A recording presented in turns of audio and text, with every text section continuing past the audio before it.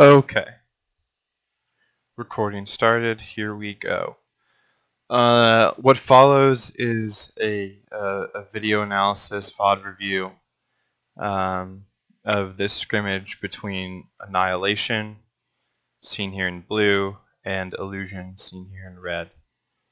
Uh, it is a tryout scrimmage, at least for Annihilation. So this is not taking place during a competitive match tournament of sorts. Um, and because it's a tryout scrim, the players may not have as much chemistry or experience playing with each other, and therefore the gameplay is bound to be much rougher than if it was a team that had been practicing together, is now playing in a competitive setting. But with that said, I always like to perform these reviews as if I'm watching a professional team. I try and treat all reviews the same way, because by having kind of that strict analysis, then everyone will learn more. Um, so, and again, as you will hear, I am listening in on the comms for Annihilation. I was contacted by them for this review, and that's actually really cool that I get to do this one. My last VOD reviews have been of the South Korea-Finland match, so I can only hear commentators, not comms. So being able to hear comms gives it a deeper layer. So without further ado, let's get into it. I've taken handwritten notes that I'll be using to kind of guide my video analysis. But now I'll have the added benefit of being able to show. Far and Sombra with directs and hack. Let's go, dude. Woo! Now I gotta play this first, son of a So bitch. these compositions are going to stay as is. No one's going to be changing it for us, so I'll start talking about it now. I like on Annihilation's side the Pharmacy, Wrecking Ball, Diva. I like those four hero picks here, and I've seen the Wrecking Ball defense played here to great effect. I would prefer a Zenyatta as opposed to a Lucio in this composition, for several reasons. Number one is that we want Mercy to dedicate as close to 100% of her time on Pharah as possible. So whoever the second healer is going to be solely responsible for keeping the tanks up. In this case, with the Sombra, she is a little bit more self-sufficient, but this leaves Lucio as the primary tank healer if we want to make sure that our Mercy stays on Pharah. But to do that, Lucio is going to have to be constantly moving with the Diva and Wrecking Ball, who are very mobile heroes, and often are moving in different directions. So it's going to be a little bit tough for Lucio to just kind of keep these guys topped off the whole time. Not impossible, but not ideal, in my opinion. And because he's going to be having to move around with these tanks, he's not going to be able to lay down any extra damage in this choke. That's why I would prefer Zenyatta, because Zenyatta can solo heal these tanks from a distance with an orb, provided that the tanks are smart enough to avoid unnecessary damage. And you can lay down a lot of extra firepower in this choke. Additionally, Zenyatta has the added benefit of being able to toss an orb on Pharah when necessary, and perhaps most importantly of all, has the Discord orb, which is of of critical importance, I think, in these Wrecking Ball comps. Having a Discord on a target that Wrecking Ball can pile drive makes them take that much more damage from the pile drive, and also makes the follow-up pick a lot faster, a lot more potent. If you can land a Discord Orb on a Lucio or a Moira here, a pile drive plus just a little bit of follow-up from either your DPS or your Diva or even the Zenyatta would be sufficient to take them out. I also typically like to see heroes with a little bit more pick potential running next to Wrecking Ball. I like Widowmaker a lot with the Wrecking Ball comps if you have a good Widow, because the pile drive just knocks soft targets up in the air and it becomes a shooting gallery for the Widow. Pharah being the only kind of like the major direct follow-up damage with Sombra either adding a hack or a little bit of follow-up damage. I'm just not sure that it's enough to make that pile drive as effective as it could be. For Illusion side, this is an interesting Goats variation where they're running a Winston instead of a Zarya. We'll have to see how this plays out. I've actually never seen this particular Goats variation run. So very curious to see how it's going to work. So yeah, that's what I'm saying is like this being a tryout. Just play behind the roof, then we slam, and then we do the thing. Okay, we do the thing. Yes, we clicked our heads. Sombra, play on that staircase behind the where we're gonna slam. So as you just heard from Annihilation's comms, the plan is to use the Wrecking Ball to slam as they come through this choke.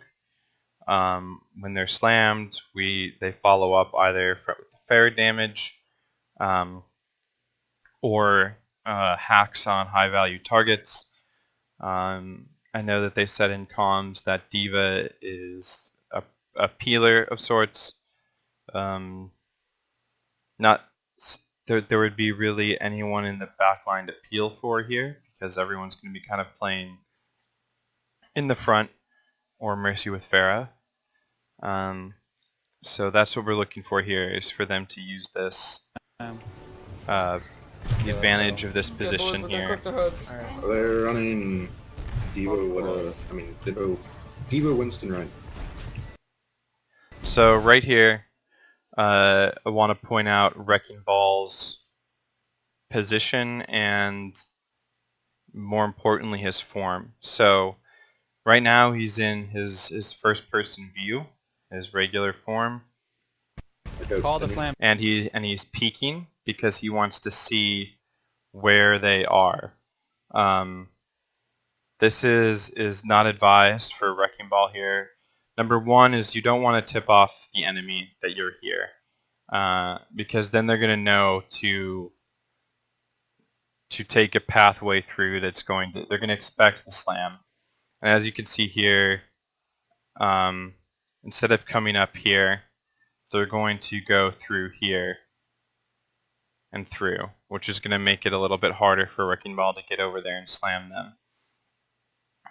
But if Wrecking Ball had been in ball form, rolling around, he actually has third-person view, where he can pan so he can sit way back here, pan his camera, and be able to see this entire area without actually being seen by the enemy. So that's just a tip for Wrecking Ball players, is to use the third-person view to your advantage. You'll see Reinhardts do this a lot, good Reinhardts, that have the ability to pan and get additional sight lines by holding the shield in the third-person perspective. Similar with Hammond here. Slam faded. Yeah. I'll hack the Ryan when you slam. Dude, it's like they're right. So Right there. Oh wait. Ryan kind of came through here, the rest came through here. This is the opportunity to slam, Dude, you're 3, late. 2, and it's late, and you'll hear this in the comms. 1. The slam only gets Diva. I'm not sure if it gets Moira here, but 4 of them are already through, going to point. I'm just going to let this play out first in its entirety here, and then break it back down. I don't want to get too detailed too quick. Okay, boys, we're gonna click the. Winston right. Call the slam faded. Yeah. I'll hack the Ryan when you slam. Dude, it's like they're right there. Oh, wait. Dude, you're 3, late. 2, 1. Come on, Diva. Diva 1. Diva 1. Diva 1. Diva 1. Diva 1. Diva 1. Nice. Diva, I don't have fire. Sam? Lucio 1, Lucio 1. I'm gonna try to hack one of the green things. I was Monkey's first hack. on playing. First 1.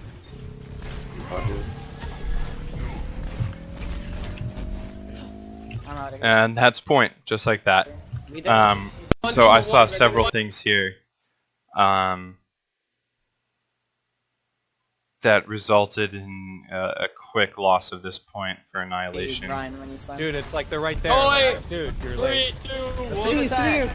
Okay, so here the wrecking ball was not in that, like I said, that third person point of view, and so he was not in position to see where exactly they were, and therefore time his slam appropriately.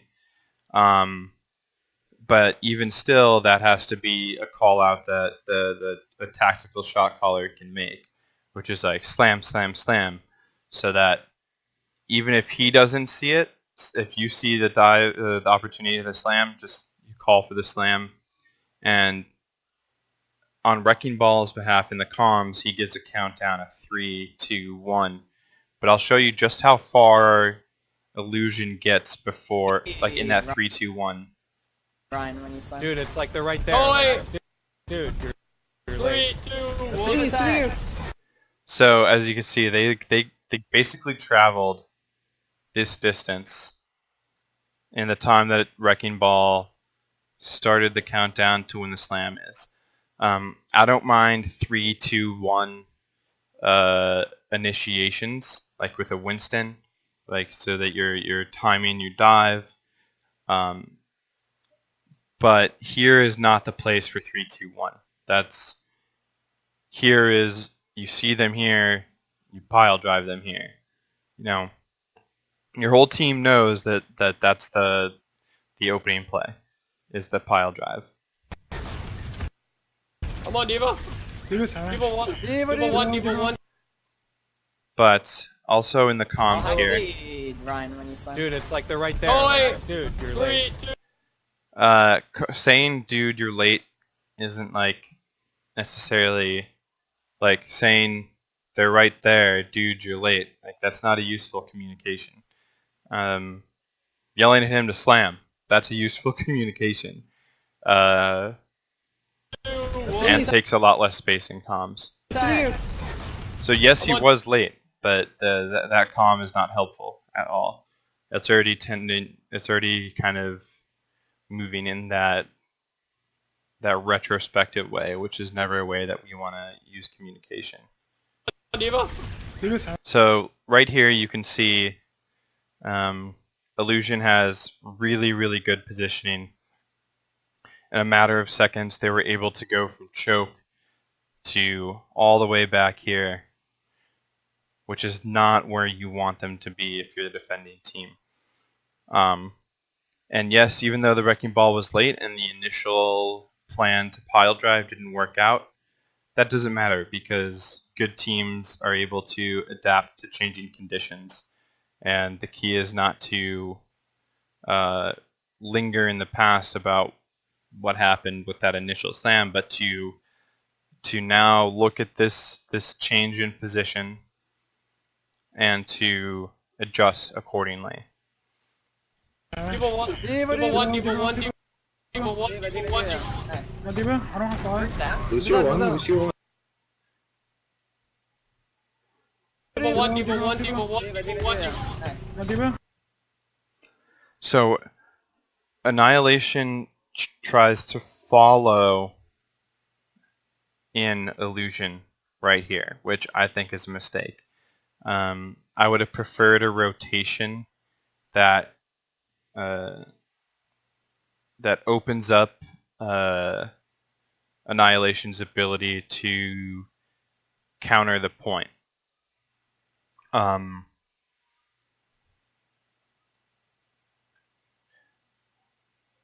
Let's see here. I'm trying to rewind. People want. So there it is, right there. We've already got point pressure coming out big for Illusion. So if you don't want to give up this first tick, particularly when it's still a 6v6, so you need to be able to get a hero, at least a hero, to contest the point, but make sure that they're supported. So the way that I would have liked to have rotated here would be to have gone this way. Because you have quick mobile heroes, a Lucio, I can amp them over. And if you do that here, then you're going to be in this area touching and countering the point by the time that the remainder of Illusion gets to the point too. Instead, what Annihilation does here is try and kind of force their way up the same direction behind where Illusion went, and they're just stymied by a Brigitte and a Rhine swinging a hammer. Lucio 1. The Lucio eats a fire strike and a right click or left click from Reinhardt. Lucio 1. And despite the D-mech on Diva, I'm gonna try to hack one of the greetings. this fight I'm playing. is over already. Just because of how strewn, like how slow and not cohesive the rotation was I'm playing. in that People want. People. How slow and not cohesive the rotation was to counter the changing condition of Illusion getting back here super fast. People want. People want. People want. Nice. I don't have flags. Because there's nothing that this composition is going to do to move up a space that big when they have a Sombra, a Diva. That's not how this composition works. Swinging your Diva and your Wrecking Ball around this way, displacing targets while adding pressure to the point. Sombra coming in from this way for a hack, while Lucio goes with the tanks. Pharmacy does their thing. That is the way that I would have liked to have approached this. And here I think that we can see how when you're running a pharmacy against a triple support comp, Nice. I don't have flags. unless you're just a nutty Pharah, generally you're not going to be able to get enough damage out there to counter all of the healing that this triple support comp has. And that's another reason why the Lucio Discord Orb is so important. Is that Lucio 1. you can see the Pharah rockets coming in here. People want.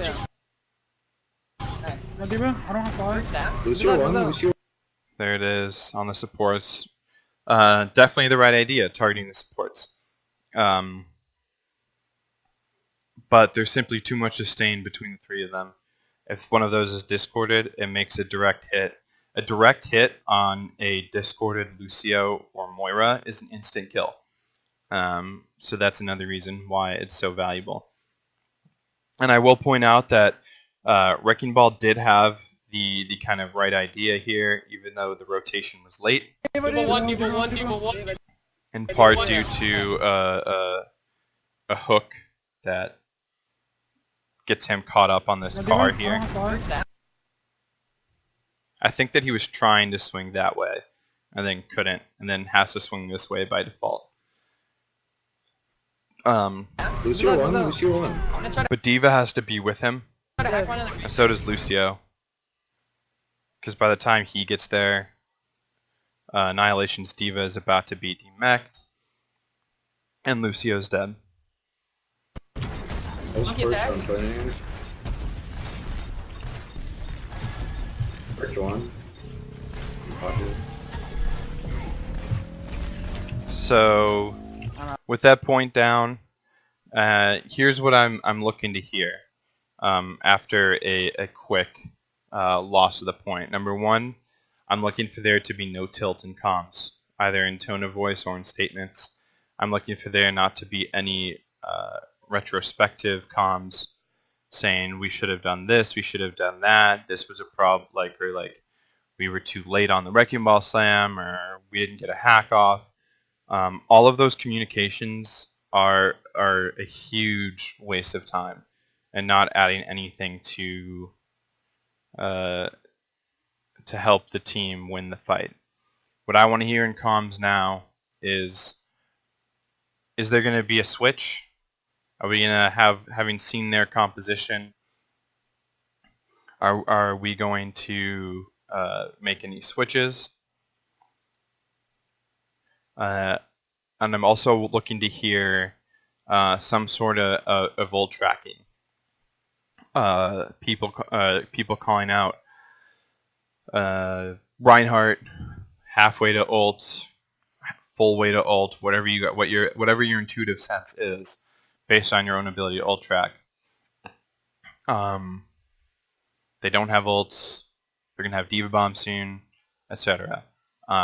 Giving intel to your team about what you think the ultimates they have, so that we can get to the final thing I like to talk about in these intermediary phases, which is how are you guys going to defend this next point? Where are you guys going to set up? How are you going to initiate? Who's the primary target? And what ultimates are you guys going to be looking to use in this fight? out of here. We didn't slam fast enough. Yeah, you just went way too late there. My apologies. So, retrospective comms, exactly what I was worrying about. You gotta pay more attention, Faded. Okay, so while you guys went way too late there. were just lingering in the past about what happened with the Wrecking Ball, Reinhardt and co. just push up straight through here and kill your baby Diva and your Sombra. There was no focus on that.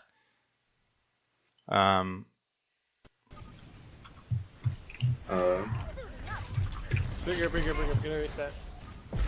Let me go pick up. And then the call for reset comes out. But yeah, I mean, they were trying to reset, I see. I mean, that's a reset by default.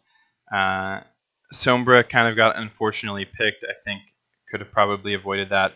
More importantly, I think Diva definitely had to suicide there. Let's go back to when she was demech. People want Oh, no, Lucio won. I'm gonna try to hack one of the retains. So there's the demech. Playing. First one.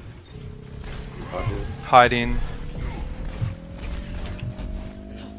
I'm out of here. We didn't slam fast enough. Yeah, you just went way too late there. Trying to get back. You gotta pay more attention, Faded. But that's where you just jump off the edge. Perfectly good opportunity for a suicide there. You don't have mech. The fight's resetting anyway. Jump off, get your mech, and you're back in time for the next fight. But that stagger hurts a little bit. Bigger, get a reset. Let me go pick up our... Talk swaps here. Yes, I agree. Talk swaps here. I think that it's clear that without a Discord, the Pharah is not going to be able to crank out enough damage. And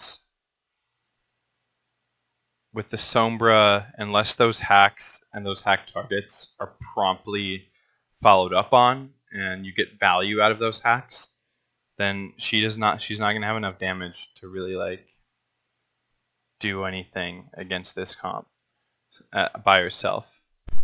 I'm going monkey. No, we can keep running this. This is easy. Okay.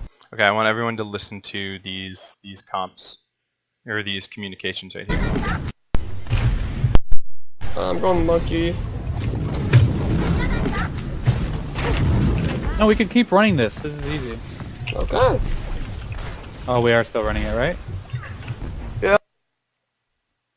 So here we're still, so one guy says I'm going monkey, then another guy says no, let's keep this, then another guy not sure about what's happening, so we're running this, he asks, question mark. Yeah, I guess. There's so much easy slams here. So you're still talking about like you're still clarifying the composition and like its benefits, but you're already running it. Like Okay, I'm how going is monkey. this? so this is why I like for teams to have one guy in charge of the compositional callouts. His job is to decide if a swap is needed, who's swapping, to who, and when. And everyone else just follows. Whether or not you agree or you disagree with the composition that has been called, you swap, you fill it, and you perform your role. Inside the match is not the place to be talking about is not the place to be discussing any disagreements in ideas for compositions, or I think we should run this, and someone else says, I think we should run this. That creates disunity, and it wastes time. So you need one guy who's going to be in charge of that. The place to address whether his compositional calls were wrong or not, or whether they were effective, or whether something else could have been more effective. That's what VOD reviews like this are for. That's what after scrim meetings are for. That's the place where you address that. But in the game, you have to have a sense of unity and direction, and having that one compositional caller makes that happen. We literally get high ground for free. You can just drop. You can drop them right here. Okay, dropping 3, 2, 1. Okay, so look how much time passed. I'm probably never gonna go off. You gotta pay more attention, Faded. Okay, so there's the big stagger. Bring up, get her. I just want to watch how far this payload gets before there is even a communication that addresses what's going on in the next fight. Let me go pick up our... Props here. I'm going monkey. No, we can keep running this. This is easy. Okay. Oh, we are still running it, right? Yeah, I guess. There's so much easy slams here. Okay, I'm how going is this? monkey. We literally get high ground for free. You can just drop. You can drop them right here. Okay, you can drop them right here. So that was the first communication that had anything to do with the next fight. There was no talk of expected ults. There was no talk of team ults and how you guys are going to approach the next fight, which ults to look for. So you can help get people in position, namely Farah, who has the barrage. 5:08 left on the clock. The payload is already at this corner. And just now we're paying attention to what we're supposed to do this fight. That's not something that can happen at high levels of play. There needs to be an entirely forward-thinking mindset from the team, sharing the intel that is necessary for the next fight. So that aside, I would have preferred to have seen high ground position established here, especially because the payload already got this far. But even if the payload position was here still, I think that this rampart is generally a better high ground to hold than this high ground because it has better sightlines. Here, these little walls block off a lot of the sightlines. It blocks off here, this whole region. It blocks off here. You have to get all the way to the edge and just to see here, but you're still not going to be able to see anything that's happening over here. So I like to hold here. It's a safer space. It's a space with better lines of sight. It's a place that allows initiation through here, off the corner, or here. So that I think is just the more optimal position. Also, if Sombra is up here, Sombra is within a hack range of the cart. Or Sombra, I would also like to run here. I know that Sombra was coming back a little bit late, thanks to the stagger, but if Sombra had managed to avoid that stagger and gotten up here with a translocator, this is a great place to get a hack off of, because no one's looking up here for an invisible Sombra. You get that hack off before they even know that you're hacking them, and then the dive can come down from here. It's a shorter path of travel here than here too, so that hack follow-up can be made much quicker. But we're going from there, so another so not the best play from the Wrecking Ball there, which is fine. Mechanical mistakes happen. I really am not like a stickler for mechanical mistakes at all, because mechanics are not as important as people think in this game. I'm not sure if other GM players or other coaches think the same way that I do on this, but that's my position, which is that mechanics do not matter in this game as much as people think they do. And mechanical mistakes happen and can be overcome through superior strategy, positioning, ability management, etc. I know someone who works with a company that has done research with and on high-level Overwatch players, and what separates professionals from just high ladder players is not mechanical aim or ability, but decision making. That is the thing that separates the best players from the rest of the pack. Okay, dropping 3, 2,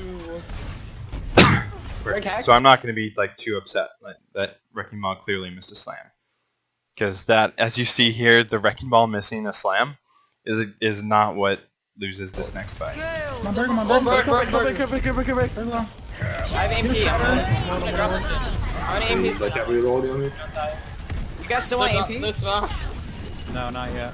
Okay. We need it for second fight. What the fuck? How much is about? Look at it. Why not? They're comp 6 seeds before engaging before we do, and they're doing that. Okay. Hammond, you have to take the bridge. Okay, let's go back and look at that. That fight was over very quickly. Free. You can just drop. You can drop them right here. Okay, dropping 3, 2, 1. Break hacked. Could hack on the brig. Come on, Break. The coalesce comes through before the damage follow-up comes in. Brig survives. Very low. I have MP. I'm gonna drop this. On AMP. Like that reload. That is not a good Pharah ult. You guys still want AMP? This round. No, not yet. So that's an example of kind of Break hacks? poor decision that I think accelerated the loss of this fight. Perhaps even caused it. 3, 2, Break hacks? So look here. break. Moira has Coalescence out. Monkey has not used Bubble. Diva is still in mech. Reinhardt is alive, presumably still with shield.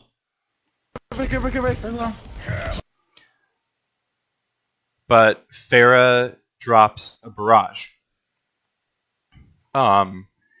There are so many counters to this barrage that there is zero chance that this thing gets anything.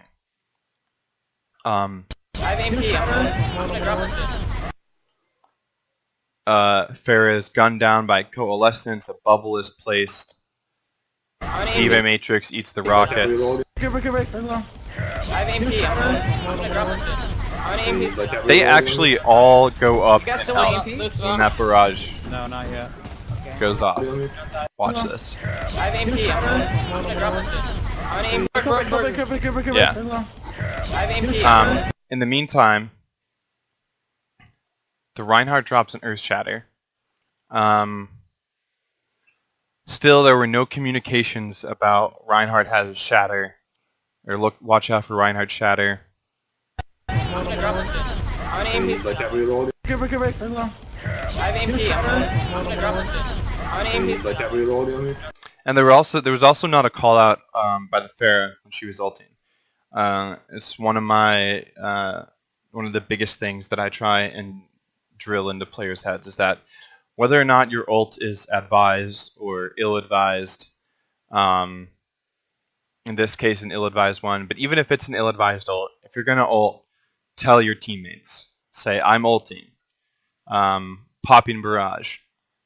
Because that lets your teammates know what you're doing and how they can support you during that. Particularly if you have an ultimate that requires a lot of support, like a barrage. So, why are you so big? Okay. So when you barrage, you're going to need a Mercy support. You're going to need a Diva Matrix. Those are kind of the two main ones here. But if you're not telling your teammates you're about to ult, they cannot support you during that. So no matter who you are, no matter whether it's a good or a bad ult, tell your teammates when you're ulting. There are multiple instances throughout this fight where Annihilation does not... A player will pop ultimate without telling their team. And I'll point those out when I see them, but it happens a lot, so that's just a major thing to keep in mind. And also there was no call out for Shatter, or to watch out for Shatter. Free. You can just drop. You can drop them right here. Okay, dropping 3, 2, 1. Break hacks? So you should have had a sense of where their ultimates were at from the last fight. You should have been communicating that with each other. Reinhardt's Earth Shatter is really, it's in my opinion, the strongest ultimate that Illuzion has in this compositional matchup, because there's no counter to a Shatter on the side of Annihilation. A Diva Ball aren't going to shield it. So a Shatter can get these three heroes relatively easily if it's timed right, and that's just it. There's no counterplay to be had there. No other ultimate really has the same value to just quickly dispatch a team. He only gets I have AMP. I'm gonna drop this. Diva here. On AMP. Like that reload. But Pharah is dead. And even though there wasn't a ton of follow-up super quick on the shatter, and even though he missed the ball, the follow-up does come in. And now Diva is going to get pounded here. Fair is dead, and this fight is pretty much over. You guys still want Right there. So, fortunately, Brigitte does Diva the favor of knocking her off, What the fuck? I almost was about. and then it's all just clean up from there. They're comp 16 while engaging before we do, and they're doing that. Okay, Hammond, you have to take the bridge. The monkey's dead right now. The monkey's dead. I did not hear a call out about the switch. I didn't hear anyone say to swap Reaper, and I also didn't hear anyone say I'm going Reaper. So just like with ultimates, if you're swapping, and you're not running kind of a comm structure where you have one guy in charge of the composition, then tell people that you're We swapping. can go. Almost a beat. This is typically a tough point to hold if you're defense. Simply because of having to come through those narrow doorways. So I'm curious how Annihilation is going to play this. Let's look at the ultimate banks The monkey's here. dead right now. The monkey's dead. We can go. And yes, there was a monkey boop, so Illusion is one down right now. And if a swift push comes in, Annihilation will be 6 on 5. Annihilation will also have Bomb, Minefield, EMP, Valk, and very quickly we'll have Beat. So that's at least 4, very quickly 5 ultimates going into this fight.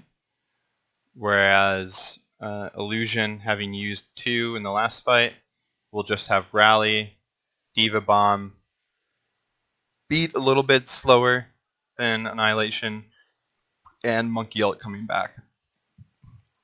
So Annihilation has an advantage in ultimates here. And that's something that you guys have to know and want to preserve. You want to preserve that advantage. So you want to take this point as efficiently as possible with ultimates that you're going to We can use. go. Almost a beat. Speaking. That's EMP cart. Watch out for the bomb. So there isn't a lot of discussion about which ultimates that we're going to use Before we do, going we're doing into Okay, Hammond, you have to take the bridge. The monkey's dead right now. The monkey's dead. We can the go. next We can go. fight. So Almost a you hear Sombra call out something about EMP and cart. A beat. But there needs to be a guy, strategist, whatever, who's going to step up and be like, okay, we EMP bomb, save other ults.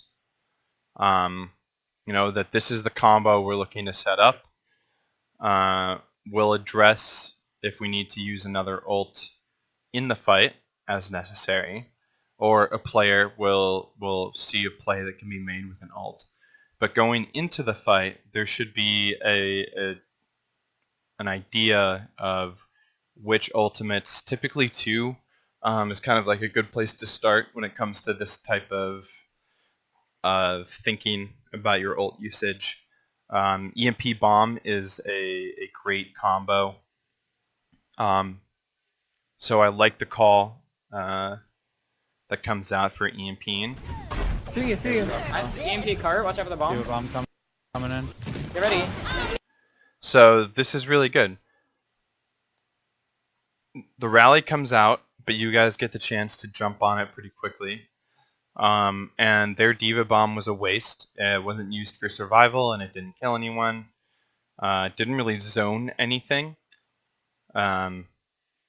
If she had launched it to go up in here, or launched it in there, it could have zoned out. But just launching it back there is looking for cheeky kills. I think that was a bad ultimate by Illusion's Diva. But now you guys have a huge advantage. You have a man advantage. You have ult advantage. They don't have any ultimates left other than a returning Winston and the rally, which is active at the moment. So Annihilation should be feeling really good coming into this fight. So I'm just going to play it through, and then I'll run it back. EMP going in 3, 2, 1. Run off. Run back left or back right, no charge. D.Va behind. I'm gonna hack Ryan. They're not. Run free. He has Shatterson, so get him. He's in the castle. He's one. Nice. Give a half. Give a half. Give Give a it, one. give it. I got card. I got card. I'm gonna hack Monkey. Look Monkey's at hacked. that. He has his ult. Monkey. Come on, Monkey one. Monkey one. Got him. Bird.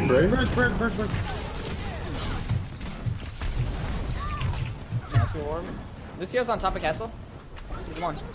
I hit a love bit. this. I love this hero. Okay. In my handwritten notes, I pointed this out, and exactly what I thought would happen almost happens. But we'll get to that in a second. So Annihilation holds, but even though they hold, I don't think it's a good hold. And if I was Illusion, I would be feeling really good coming into the next fight. Run off. Cart, watch out for the bomb. D.Va bomb coming in. Get ready. EMP going in 3, 2. Okay, so I like that there's an EMP alert. So when I'm running EMP D.Va combos, you guys have the Sombra initiate first, and then the D.Va bomb comes out kind of at the same time or slightly after. And the Sombra is the one who's leading the call out there, which we hear 3, 2, 1 EMP, which is fine, but I usually like to have the D.Va lead it.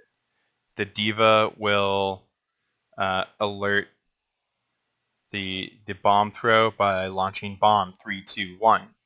So the bomb's going to come up, and then it takes a couple seconds before it explodes, and that is Sombra's window to get in there and EMP. As opposed to the other way around, because then it's going to decrease the time that and decrease the effectiveness of response to the bomb. It makes it more sudden, like if Brigitte and Reinhardt have a shield and the team's like, oh, we got a bomb coming in, get behind the shield, and they're all stacked up here behind the shield. The EMP comes in where they thought they were safe is no longer safe. If the bomb gets launched first, or sorry, if the EMP goes out first, then they know that they don't have the shields to defend against the bomb, so they have more time to use the geography for cover to avoid the bomb. So I just think it's better. Run off. Run back left or back right, no charge. It's better to time it the other way. It's a little bit harder because it requires the Sombra to have the timing down really well, because there's a slight delay, like from when you press Q to when that EMP lands. But getting that timing down with the D.Va and having the D.Va initiate with the bomb is generally the better way to pull that off. Run off. Watch out for the bomb. D.Va bomb coming in. Get ready. EMP going in 3, 2, 1. Run off. So Sombra got looks like D.Va and Moira with that EMP, but these heroes are unaffected thanks to being blocked by the payload or out of range. Sombra was just a little bit ambitious on that ultimate. If you'd gotten up here a little bit more on top of the cart, probably could have hit more people with that EMP. Run back left or back right, no charge. So the bomb gets one. In the process, though, I'm like really EMP going in confused 3, 2, 1. how Run off. Pixel dies Left here. or back right, no charge. Pixel just gets like completely nuked. I have watched this replay so many times to try and like assess what happens here. EMP cart, watch out for the bomb. D.Va bomb coming in. Get ready. EMP going in 3, 2, Okay, so the health starts ticking off because of that Moira orb. Okay. Run off. And then it just looks like Brigitte. So Reaper got tickled by the orb, shot by Lucio at the same time as he ate like the animation cancel combo from Brigitte. So he basically just got straight up deleted, Rebecca, no charge. get ready. which is too EMP bad. going in 3, 2, 1. Run off. Turn back left. Rebecca, no charge. But the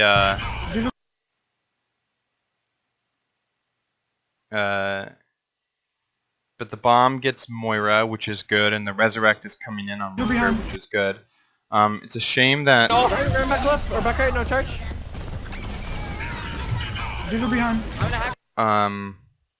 I would have liked there to have been a little bit more support for the remake Left. Rebecca, no charge. EMP going by in your 3, 2, D.Va. 1. Run off. Turn back left. Rebecca, no charge. Or I mean, I don't think that there was much that could be done there, honestly. The more I watch it, it just looks like it was a good play. A good heads-up play by Illusion's D.Va.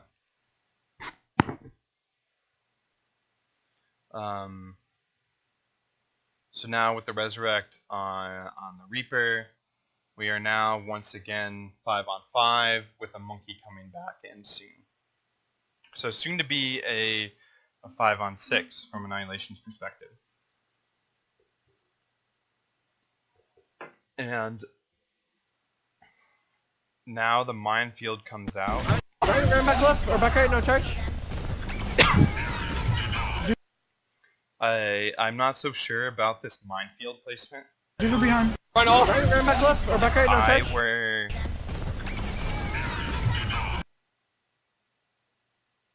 If I were Wrecking Ball, I would have. Run off. Turn back left. Rebecca, no charge.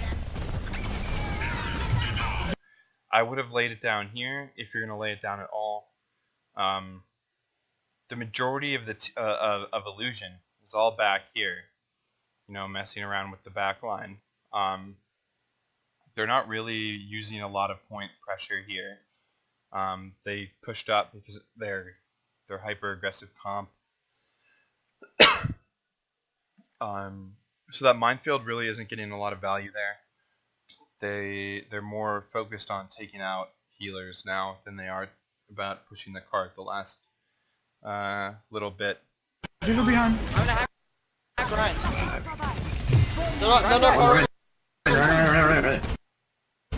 Run free.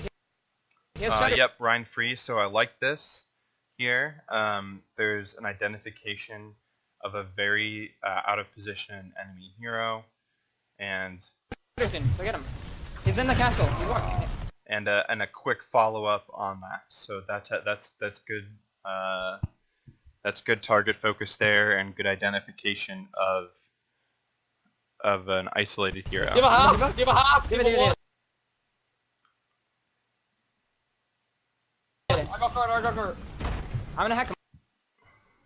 Monkey? Monkey's hacked. He has his ult.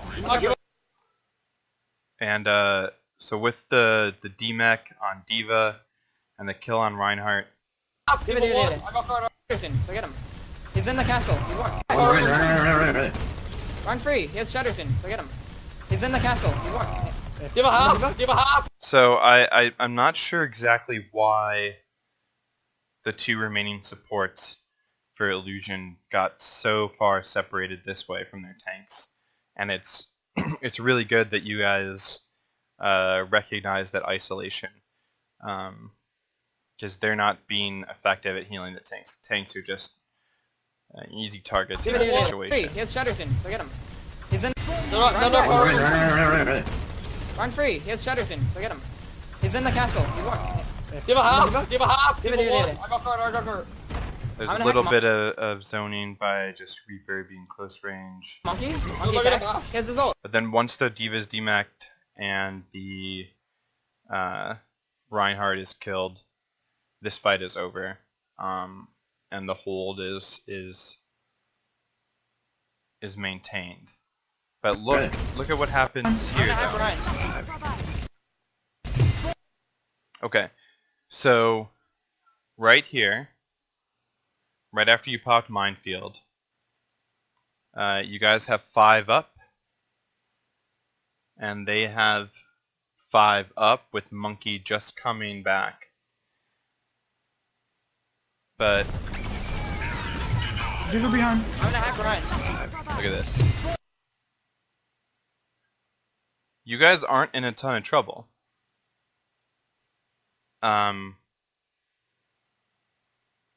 They're not using an ultimate. It's an even fight, but then 2 support ultimates get used simultaneously. Digger behind. Right after you used a Minefield. I'm gonna hack Ryan. Run free. He has Shadowson, so get him. He's in the castle. There's not a lot of value to either of those ultimates in this situation. I'm gonna hack a Monkey. He's hacked. He has his ult. And there were no callouts about Beat or Valk. They were just kind of like pressed because they were there. Even though it was an even fight, you guys had already invested 1, 2, 3 ultimates. I'm gonna hack a Monkey. And Run free. He has Shadowson, so get him. Run free. He has Shadowson, so get him. He's in the castle. an argument could be made that the beat there did kind of stop the Brigitte from landing a potential kill. But still, there were no callouts. There was no need for both of them. I'm gonna hack a Monkey. Monkey's hacked. He has his ult. Monkey, one. Got him. And also, my favorite part. Lucio's on top of castle. He's one. I'm gonna draw this path. I'm gonna hack a Monkey. Watch Monkey's this. hacked. He has his ult. Baby Diva got demec'd here. It's just chilling back at that Mega. And I saw this on my first run through. You don't see her in the kill feed, because I'm looking here and I see her. She's still alive. Because I'm always looking at these the ult charges and the respawn timers. She's still alive back there, not in mech. Look at this. They haven't made Look at her. Look at her peek out. That is so funny. I am reloading. Give me a second. So this is a cheeky play, and fortunately, you guys notice it and respond to it, and Wrecking Ball has the speed to get back and challenge that. Break the show. Boy! Oh! But Shit. why do all That's 6 of my you fault. I need to stand fair. go back to kill a Baby Diva? Like, with this fight being won, you got the right idea. So we're gonna we're gonna go up and we're gonna take high ground positions, deny some space, make it harder for them to come back in. We're gonna see which way they're going. Perfect. So that's right thinking. Now when there's a Baby Diva on point, someone makes the call for point. Lucio goes, Ball goes, Diva goes, Mercy goes, Reaper goes, Sombra goes. All 6. Boy! Oh shit! That's my fault. I need to stand fair. Maybe not Sombra. I stand corrected. Nice. It was a diva. But all like the entire team and like they all go back. You guys all go back there. And look what happens when you guys go back. But hang on, I want to give props real quick to something that happened back here first. Lucio's The fight's won. and that Lucio's trying to escape rather than die on cart. It's on top of castle. That's good pursuit by Lucio, and good follow-up by the Sombra. Sombra had a really good play here by getting the hack off on the monkey, Come on. I'm gonna because monkey has ult. Monkey's hacked. He has his ult. So that was a really smart hack on the monkey target so that he can't stall out and cause chaos and knock people off. Monkey one. And the transporter position up here allows for that follow-up on the Lucio who's trying to escape. Allows you to hunt him down. Lucio's on top of castle. So, good heads-up play hit a bit. there. I love this hero.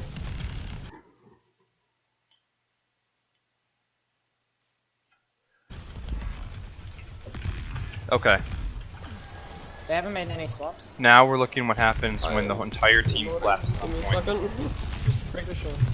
Boy! Oh Wait, shit! C9.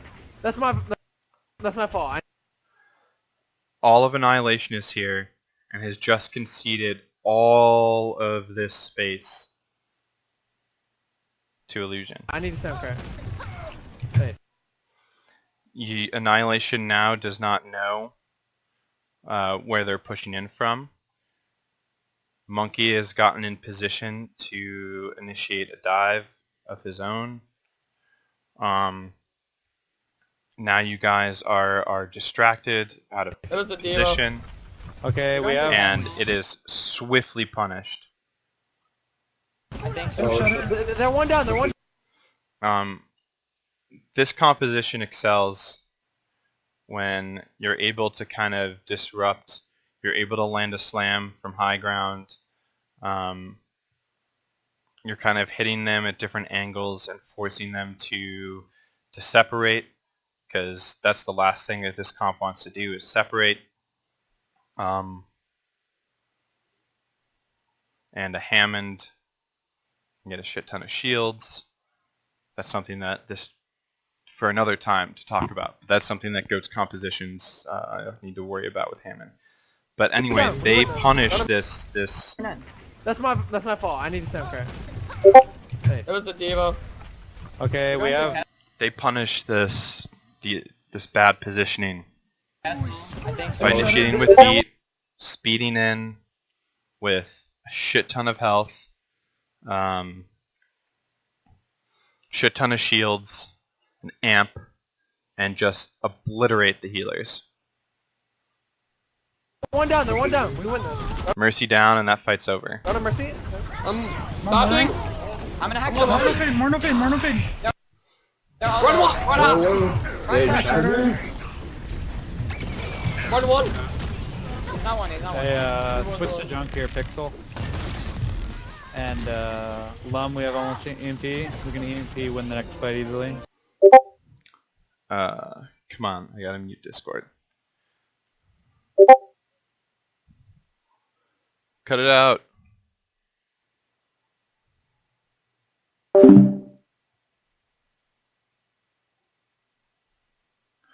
Okay. And Lum, we have almost EMP. We can EMP win the next fight easily. So there was just a lot of mistakes in a row here. Going back, first of all, you the over ult on the last fight using Ball, Diva, Lucio, Valk, Sombra. They know, Illusion knows coming into this fight that you guys aren't going to have ult, except for maybe Reaper ult. But other than that, they know that they have an advantage. And that's why they're still going to push instead of fall back when this Diva dies. Because That's my fault. I need to sound crack. Nice. It was a diva. they have the advantage of position, of surprise, and of ultimates because of how many ults it took to secure that last fight. Diva. Okay, we have. I think. They're one down. They're one down. We win this. So the fight is lost here. When your Mercy goes down and they've they've beated their goats comp into your guys' face. Call should be going out here for. Come on, Discord.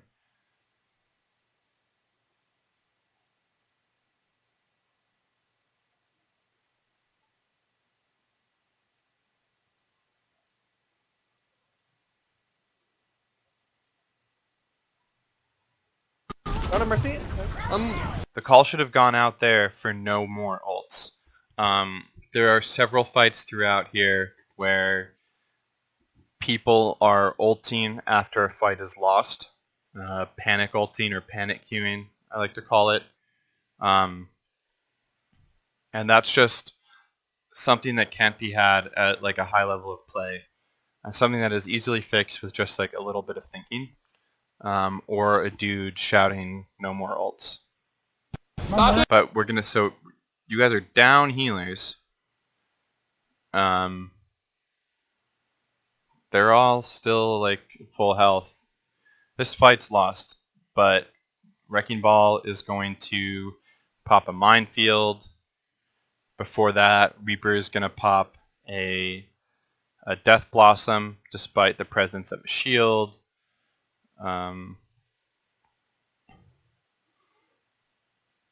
It's so those are just bad ultimates. I'm gonna hack More no fade, more no fade, more no fade. You guys have to cut your losses when a fight is lost.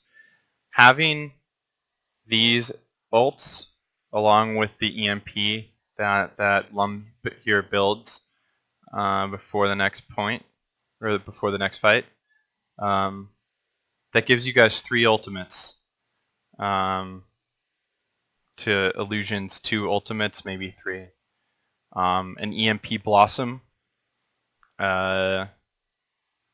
basically just wipes their team because they have to play close range. And with the EMP, if you get the shields and the D.Va, there's no counterplay to be had other than simply shooting the Reaper, which can be protected by your D.Va's defense matrix. 1-1. He's not one, he's not one. Hey, switch to junk here, Pixel. And Lum, we have almost EMP. We can EMP win the next fight easily, just with EMP. Do I switch to Ryan? So Reaper did use ult, so I think it's a good call to go Junkrat here.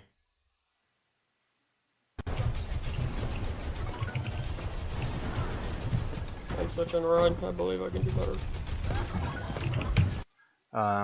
There was no call for it, but I agree with the swap to Rhine.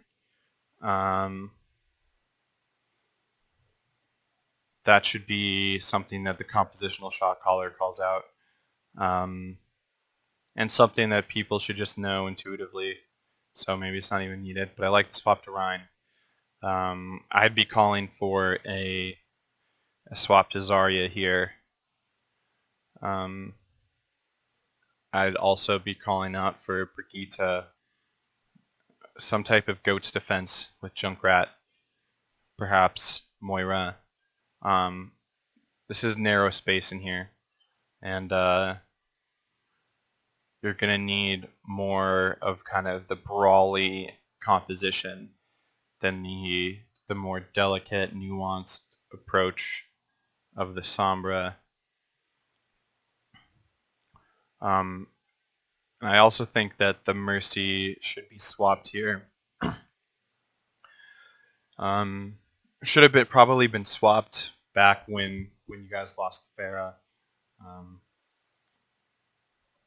Just because the healing throughput is not going to be as sufficient with a Lucio to counter a lot of the in-your-face damage. And Mercy doesn't give the utility against this composition that an Ana does.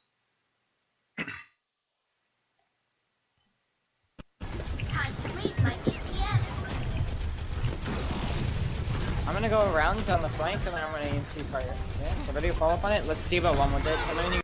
Okay, so good. I like the ult strategization that's going on here. We're gonna Diva Bomb. So he recognizes that Diva's close, so instead of EMPing,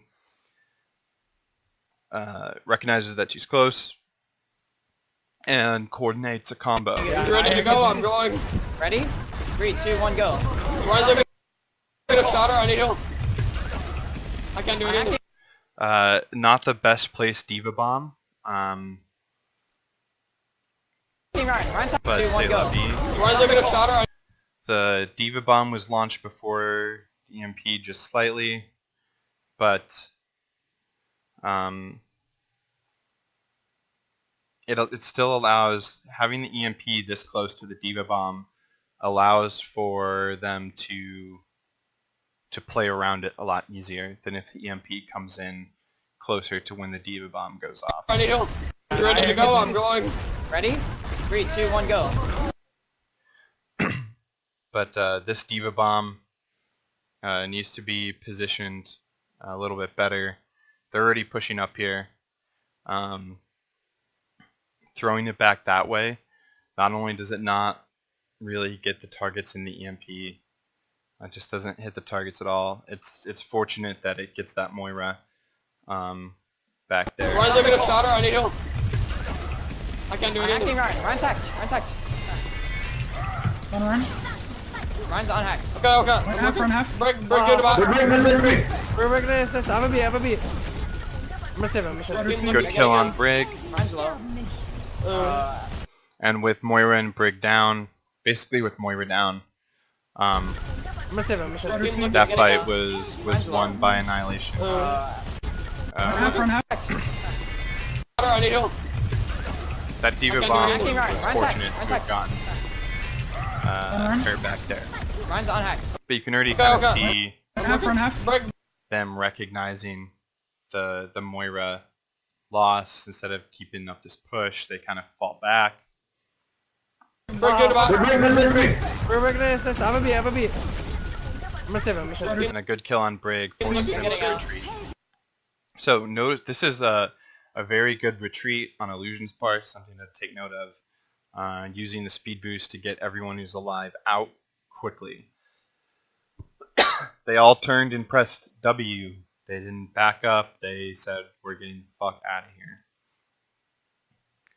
Ryan's low. And you can see all the ultimates there. So you got to be calling these out for the next fight. Let's see if that happens. I needed that. Ryan's still low. Run one, Ryan, literally one. I'm just gonna go and just... Don't chase. They lose you. Chase. I can Yo, chase. shutter. Deus hacked. Dude, Just Mercy farming the heals tanks. are trash. What the? Okay, so this Valk was... Not sure if it was a fat finger We're gonna assist. I have a B. or just a bad I'm gonna Valk. save him. They're getting out. Ryan's low. But there's no reason for that Valk there. If you're Illusion, you're very happy about that. Go and just... Don't chase. They lose you. Chase. I can Yo, chase. shutter. Deus hacked. Dude, Just Mercy farming the heals Okay, thank you. There was a call out that Ryan has Shatter. are trash. What the fuck? A comm there about how Mercy heals are trash. Not necessary. No one cares. They're already starting to push back in. You guys need to be talking about ults and what they're looking for. So I hear the call that they have Shatter. So that's good. Reinhardt needs to play that smart. Can I have heals in the back, Mercy, just for like 1 second? So here's what I would like to be hearing in comms right here. The plan should be to look for an early junk tire to take out a support basically before the fight even begins. It saves your team from having to use any more ultimates to win the fight, forces them to back off and regroup, allows you some extra time to build ultimates of your own. Yeah, I'm I almost 50 shot her. They're gonna Okay, let's hack Spirit. I'm hacking Ryan. Ryan's That's hacked. something that should be communicated before this fight begins.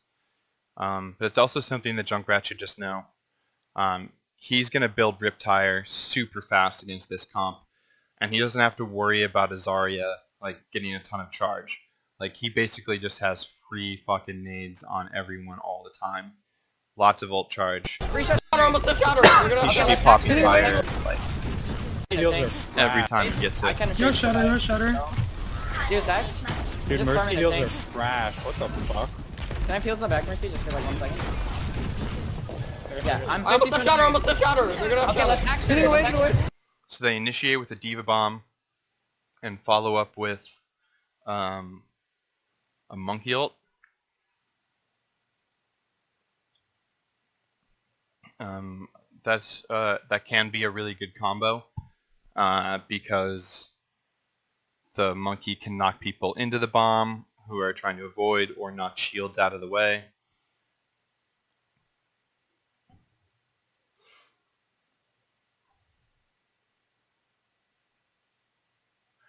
I can see that the Junkrat is going in there to hide. right. This is like the perfect time for that I almost have fire. shatter, almost have shatter. They're gonna have Okay, shatter. let's action Getting it. So away, there goes getting away. Junkrat. So now Junkrat is in a position of cover. He has dodged the Diva Bomb. He has dodged the Shatter. I think everyone dodges that Shatter. And Primal Range I'm hacking right. is not getting any value here. Now Illusion has dedicated 3 ultimates to little effect. Everyone here is still nice and topped off. And now that you're in cover, now is the perfect time to just end this fight right here. Don't use any more ultimates other than the Junk Tire. Take out a support, and you guys have won the fight with 1 ultimate as compared to Illusion's 3. Free shot. Almost have shatter. They're gonna have Okay, shatter. let's action Getting it. away, Let's This is a bad beat right here. I'm hacking right. My guess is that Lucio heard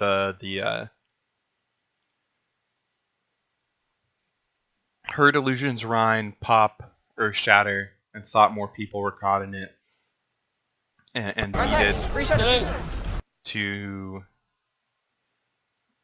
give people that survivability during the shatter. But They're gonna have Okay, shatter. let's action Getting it. away, Let's getting action away. everyone was already kind of scattered and out of the way because of that Diva Bomb. That was not the best shatter from their Reinhardt.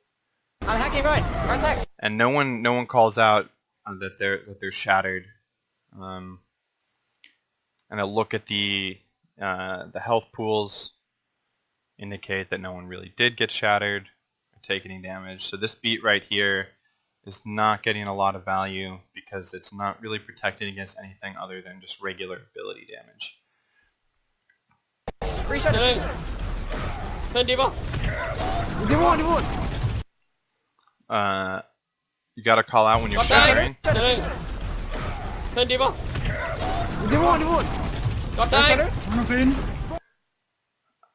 There was not enough follow-up. Diva one. Diva one, Diva one. Got Shatter. that. One of pain. Thanks. Diva one. Diva one, Diva one. Got Shatter. that. One of pain. Thanks. Diva one. I have EMP. I'm just trying to assess. They're gonna have Okay, shatter. let's action Getting it. away, Let's getting action away. it. I'm hacking right. Right side. Free shot. Send Diva. So okay, so there's a call out that Rhine's hacked free shatter, and Annihilation's Rhine gets that Got going. that. But look Appreciate where the Reinhardt is here, right? Send Diva. Diva one. I would almost say that if you just waited a second and reassessed, there would have been a better shatter opportunity because this Rhine was out of position. In any case, I'm not too worried because it did get players, and it looks like Annihilation's in a good position to follow up on this shatter with all of Illusion's healers being kind of separated from this, particularly the Rhine. Rhine is just like prime to be taken out, especially because Diva can fly into him, move him back this way, and Lucio can come around this way and keep him separated, or keep teammates separated. But unfortunately, the Lucio boops the Reinhardt back into the healer's range. Most importantly, the Moira heals. Got that. Send D.Va. Got that. If Ryan's shattered like that, like, there's no need to boop him back into his team. Or if he's shattered like that, then he's free to be booped in an even more extreme way out of the line of sight of his team. Booping him off this way would have put him all the way back here, and that follow-up could have been a lot deadlier. Send D.Va. Got that. Thanks. But the sustain Got that. it is too strong, and even though they almost drop, it gives Lucio the charge that he needs. Got that. Out comes the barrier. Thanks. I have EMP. Out comes the I'm an EMP coalescence. card ready. Okay.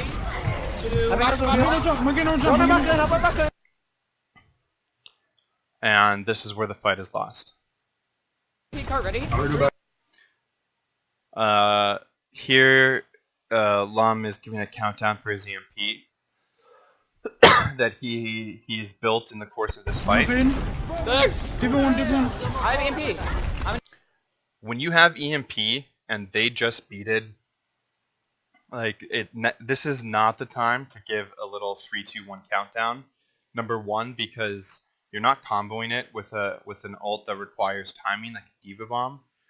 And number two, you're right there in the midst of them with an EMP that's going to completely negate this card ultimate. ready. Okay. In the time that it takes for that EMP to get off. I have EMP. I'm an EMP card ready. Okay. And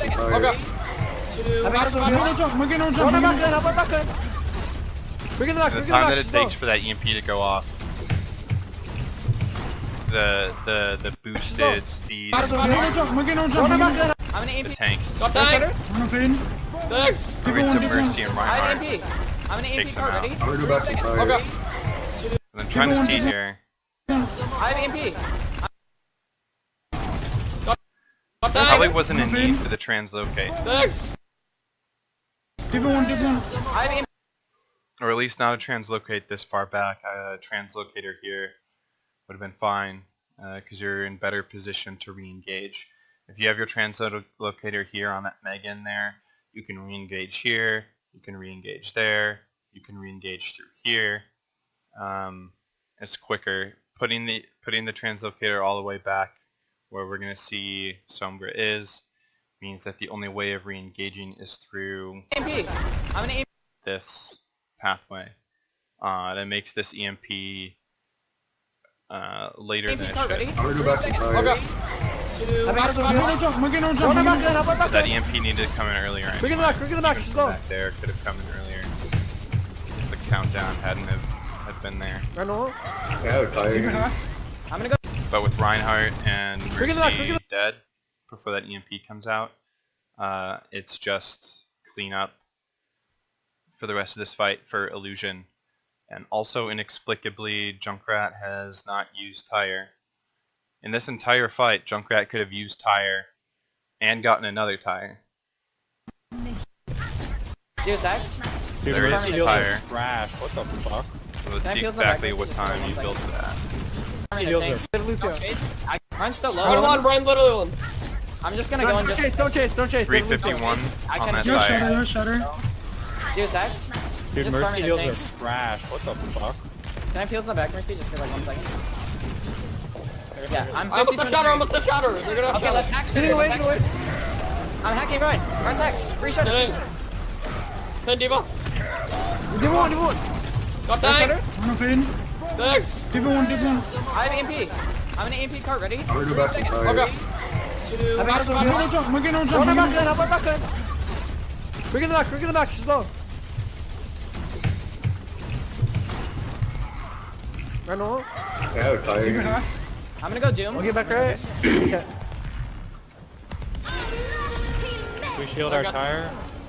I'm with you, Doom. We got a touch. 50 seconds later, we get a tire. And the car's already here. And that 51 seconds, that Junkrat would have easily built another tire against a composition like this with no Zarya. Son, I can't. I'm on him. So that's why you should always be looking to open up fights, particularly against these types of compositions with tire. Run on. Again, it's just I'm gonna go Doom. I'll get back right. out. Okay. We shield our tire. I'm with you, Doom. We got a touch. Son, I can't. I'm on him. Okay. I got moved on. I'm done. Nice. We got Lucio. That pick needed to happen on the last fight.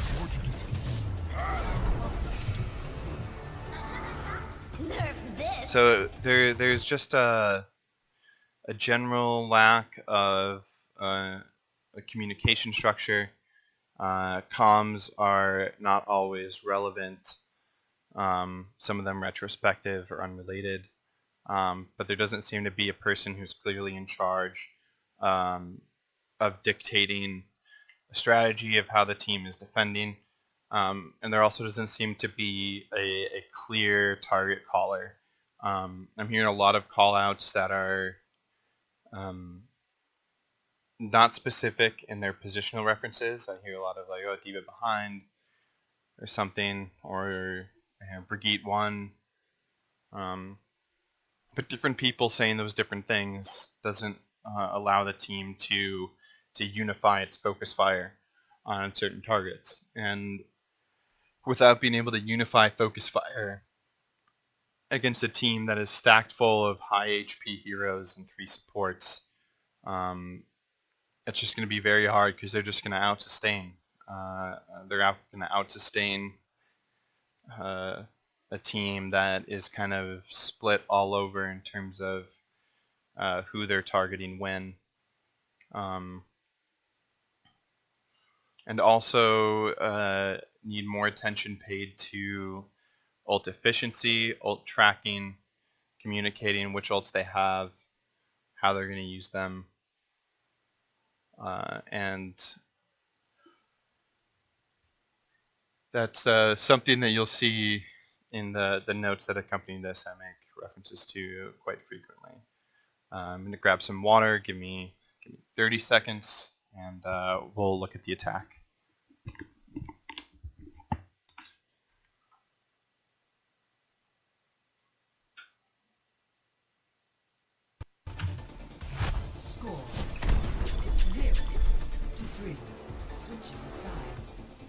Alright, so the comp here on offense is going to be Sombra Pharah, Dive Tanks, Mercy Lucio. If we want better dive follow-up, instead of the Sombra, we can swap to Genji. Ran before Mercy changes or after? Hmm? Was this ran before or after Mercy? I saw this comp in 2 different scrims like yesterday. Okay. So can you repeat the comment? Wait, do we have Pharah with this? So it's Sombra Pharah or Genji Pharah. You literally have to wipe the whole team in a matter of seconds. You can't try to play the battle of the Yeah, it's really based on coordinated dives and like follow-up. It would be Sombra Pharah or Genji Pharah, whatever we're more comfortable on. Dive Tanks, Mercy Lucio. Pharah has to carry with damage. That's what has to happen. And tanks have to be self-reliant for the most part. Try to DM your Winston. Alright, I'm back. As possible. I'm going to rewind this because I think these Or comps Genji are Pharah, whatever important. more comfortable. Scrims like yesterday. What I'm looking for here is after this roll, it's very important that communications are not tilted, that all of the communication is focused on the next fight, is focused on which composition is going to be run, that everyone forgets about this round. This round does not matter anymore. It needs to be promptly forgotten about in the minds of the players and cannot carry over into the attacking phase. Alright, so the comp here on offense is going to be Sombra, Pharah, Dive Tanks, Mercy, Lucio. If we want better dive follow-up, instead of the Sombra, we can swap to Genji. Ran before Mercy changes it or after? Hmm? Was this ran before or after Mercy? I saw this comp in 2 different scrims like yesterday. Okay. So can you repeat the comp? Wait, do we have Pharah with this? So it's Sombra, Pharah, or Genji, Pharah. You literally have to wipe the whole team in a matter of seconds. You can't try to play the battle of attrition. Yeah, it's really based on coordinated dives and like follow-up. So here, the comment was kind of right that this is not a comp that can win a battle of attrition. This is a comp that has to identify a target, eliminate them promptly. It would be Sombra, Pharah, or Genji, Pharah, whatever more comfortable on. Dive Tanks, Mercy, Lucio. Pharah has to carry with damage. That's what has to happen. But this comp doesn't have a ton of linear follow-up with the dive tanks. Sombra can do a bit and the hat can help. But without a Discord orb, and with Pharah, it's going to be a little bit tougher than with a Genji or Tracer who can close distance and burst damage a little bit quicker. Just like I said in the last phase, the defending phase, I would have preferred to see a Zenyatta run here. I generally think that Zenyatta is a must pick for dive compositions, with the rare exception of an Ana, Mercy, Genji dive setup. But otherwise, the utility of Discord while simultaneously maintaining the defensive ultimate, it's too good. And Zenyatta here would have been really helpful because it would have made the lack of linear burst follow-up with a Discord orb that can be mitigated to some extent. And tanks have to be self-reliant for the most part. Try to DM your Winston as much as possible. And use rockets, you know, blah. Tanks don't have to be self-sufficient in the way that I think he was meaning. Yes, they need to not take unnecessary damage.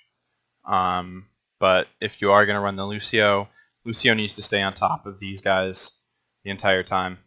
Sombra has to be self-sufficient.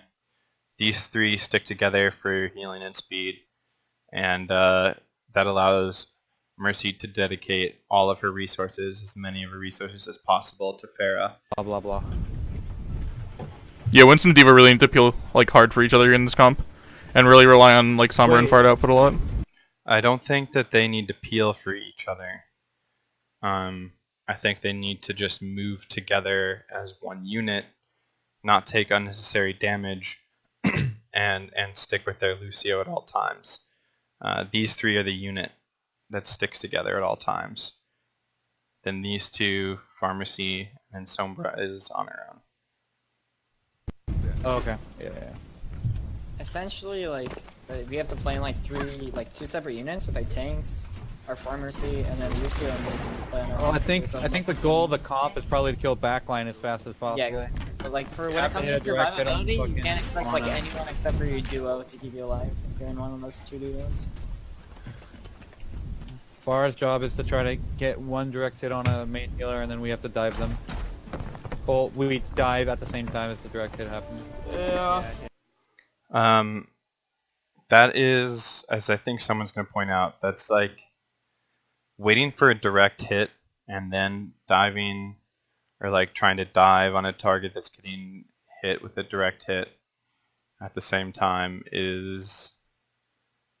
that's a difficult way and not really the way to like run dive. It requires too much. It's an impossible task to to reliably dive a target and get a direct hit on that target at the same time, because this dive is going to displace a target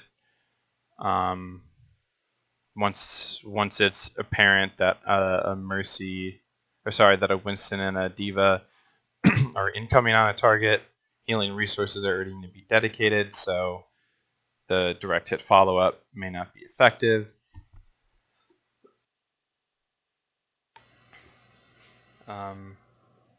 Anyway. I mean, it's kind of hard to follow up that fast, but yeah. Maybe a little after. But Yes, I agree with that comment. Call you Drake. Follow up on They have a Pharaoh. Okay, so it's just, there seems to be just a little bit of confusion in the comms about how dive is to be executed. And unless everyone is on the same page, dive is not going to really work. If people don't kind of understand how it works or understand and are on the same page about how you guys are going to make it work. Call you Watch Drake. this. follow up on They have a Pharaoh. I'm one 4 seconds in, already. and the Pharah is already at 31% ultimate. That's something that cannot happen when there are so many ways to make that not happen. follow up on She might get that one direct hit in when the door is open, but defense matrix, bubble, the speed boost, and also the ability They have a to Pharaoh. I'm one already. go away that doesn't expose. Like there's no reason for Pharah to build a third of her ult in 4 seconds upon leaving spawn. Already. Ryan Diva. I'm gonna go scout them. Free. Honor. Honor's on high ground back Point. left. Can we go get I'm her? taking left, take a left, take left, take left. I'm going up top on the Ana top left. Okay. I'm in. I'm low. Freed up I'm low. launch. DMing. 3 stacks on point. I don't have DM. Yeah, you probably did. We should probably just sui. We're not.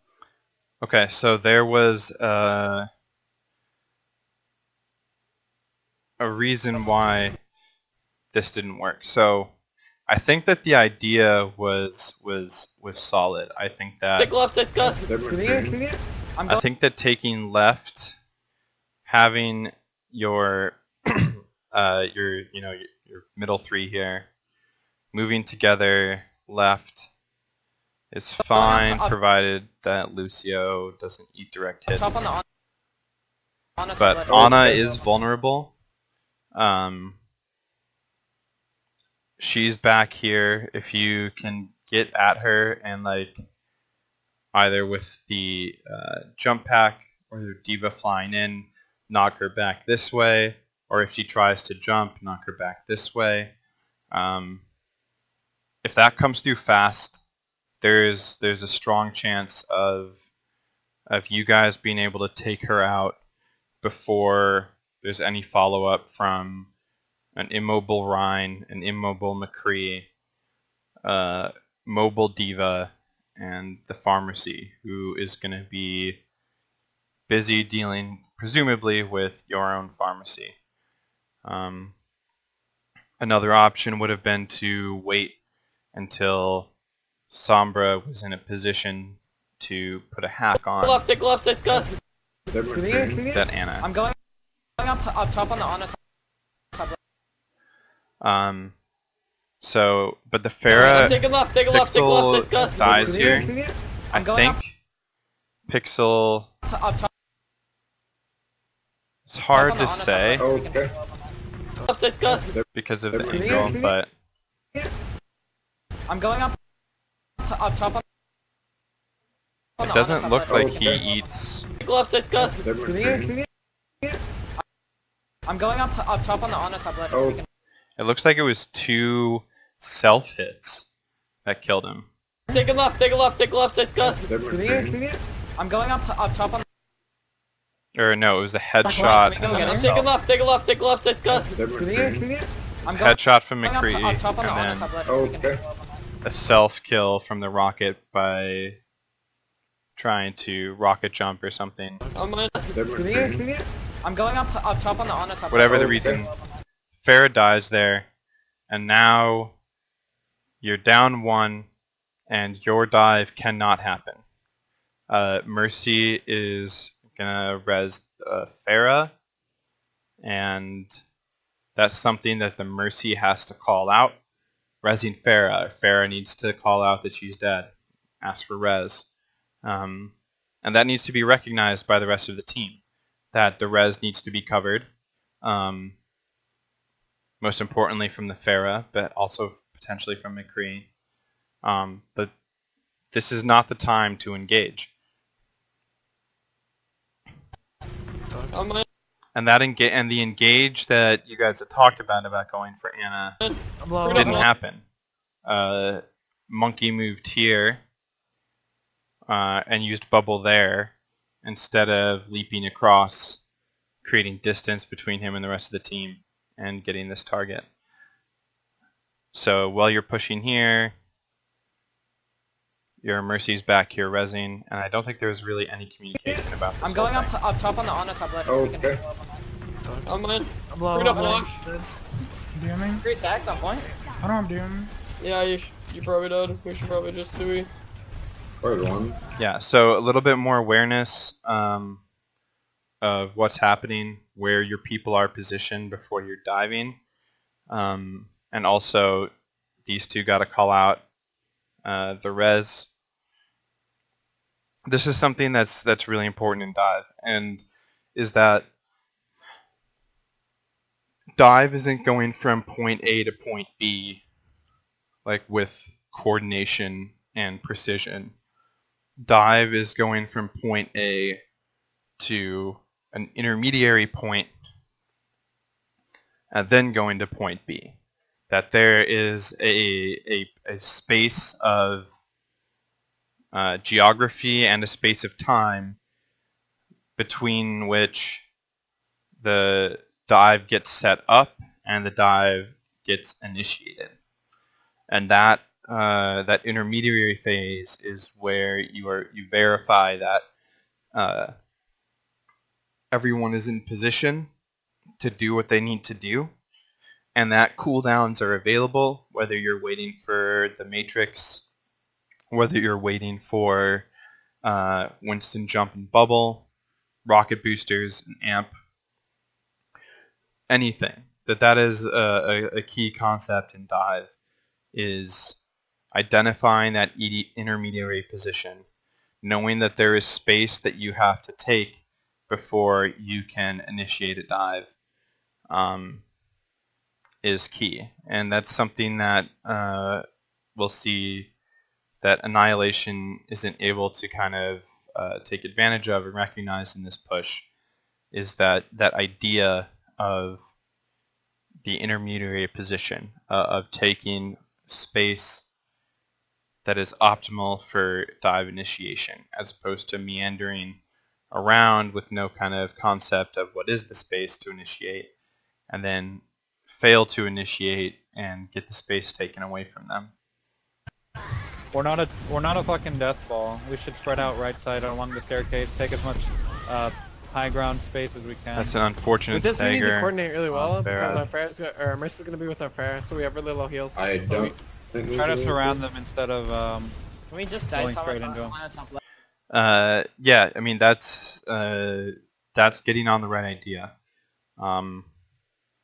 Is to you're not a death ball. You want to spread out instead of just kind of going straight into them.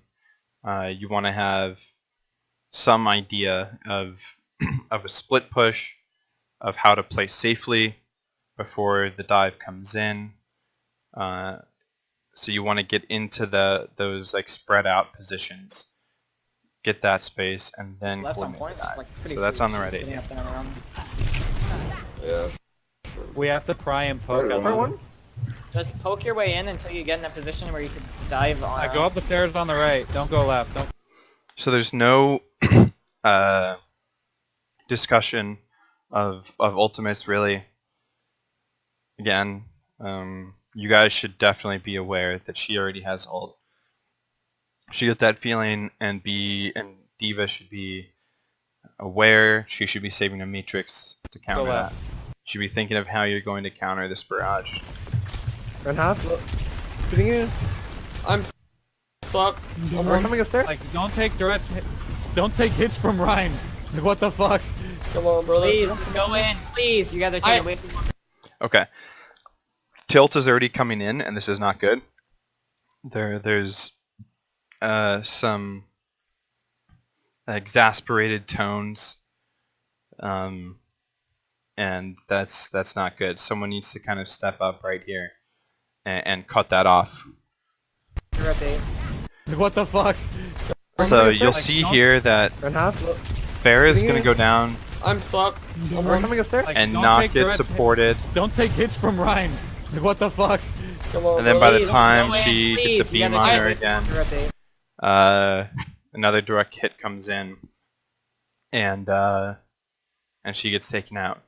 Now, I feel like a lot of people looking at this VOD, or if they were playing the game, they would assign that blame on the Mercy. I mean, it's Pharmacy. Isn't her job to keep up the Farah? Don't take direct. Like, how can you just let your Farah float around at low health for so long? Don't take hits from Ryan. Like, Like, what are what you the doing, fuck? Mercy? Come on, brother. Please, just go in. Please, you guys are taking. But it's not Mercy's fault at all.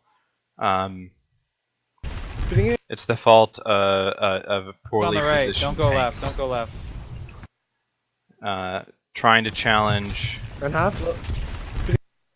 like, Monkey is not successfully poking at the Rhine, Shooting you. I'm but is eating We're coming upstairs. Rhine clicks. I think Diva ate a Like, fire don't- charge, Run half. Shooting fire you. strike, no, I'm sucked. something else. We're coming upstairs. Like, don't take But direct. The don't main take tanks hits from here, like, as you're setting up the dive, your main tanks cannot be just, like, soaking this much damage. As much as possible, your main tank should be soaking no damage while you're kind of, like, setting up for this dive. But because the tanks take a ton of damage, and there's the threat of this closure in the Farah, Mercy has no choice but to drop her focus from the Farah to keep these tanks up and sustain the push overall. And that is why Ryan, Farah like, what the fuck? goes unsupported for as long as she does, and then gets that. So that is a result of tanks taking damage they had no business taking. Because Mercy did what she was supposed to do. She kept those tanks alive because that's what was going to sustain the push. But unfortunately, Please, just go in. Please, you guys are taking way too long to rotate. I'm body block. so you got to be calling out when that res is coming in, Please, so just that go your in. tanks can protect you, so that your team rather Go in. can protect Please, that you guys res. are taking way too long to rotate. Got to be calling out res. I'm body block Diva for you. He was one. If comp isn't working here, you guys can just go dive Widow. Then that's over. So the call just came out for Dive Widow. It's certainly better than I think what's happening here. Dive Widow, like Dive Widow Genji, would be fine. I would have liked to have heard a call for straight goats, pure goats, because it's clear that the team is starting to become a little tilted. The coordination is not there. The ability to avoid unnecessary damage is not there. I would have made a call to full goats, because they're not going to have enough damage really, to get past the triple support. They have no Zenyatta of their own. The triple support can effectively out-heal a Pharmacy. And there are 2 vulnerable targets that can be sped into and quickly eliminated with the Goat's composition. McCree, who has no escape abilities, Anna, who has no escape abilities. These 2 are good targets that a Goat's composition can eliminate really quickly. It also would be somewhat unexpected. Like dive with Widow. They're running Pharah McCree. Not working. I just have been sitting here the whole fight like I'm actually about to get removed for inactivity. Yeah, go Widow with dive here. Yeah. Should I just reset? I'm still I up have here. Valk. The answer is yes. If that call came out for dive Widow, the optimal hero in that being Widow, then yes, you should reset. You shouldn't just hang out back at spawn and wait for the next push. The reason you're running dive Widow is because you're scared of this Pharah. You are the counter to that Pharah. You're the one that's going to possibly get a pick on an Anna. So dive Widow without a Widow isn't dive Widow. So yes, I think that is... You should have reset there, is what I'm saying. I'll play Summer this fight just because like. Yeah. They don't have enough heals for us to fight.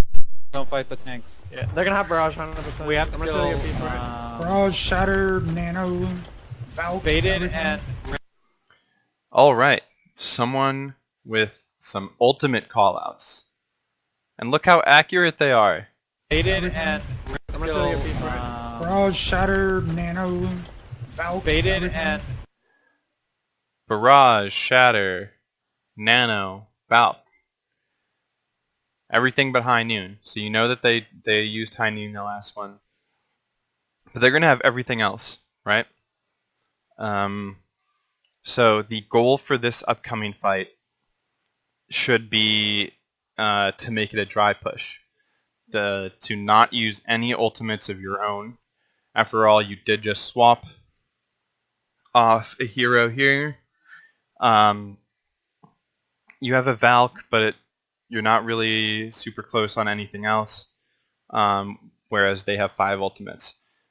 So the goal for this entire push should not be to take the point, really.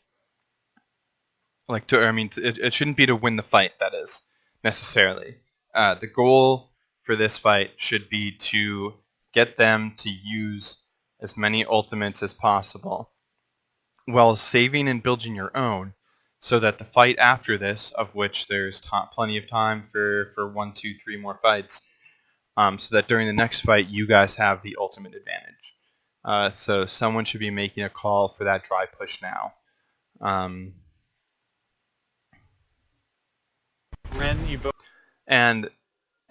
this is not to say that the dry push you cannot challenge the point, or that you shouldn't use ults at all. Like, say you did have a Widow, and your Widowmaker lands a quick pick on Anna, and then when the Mercy tries to res it, the Widow gets a quick pick on the Mercy, or quick pick on 2 healers is a bad example, but picks off the Pharmacy, say, like, or even just picks off one hero, picks off one healer, the Pharah or the McCree.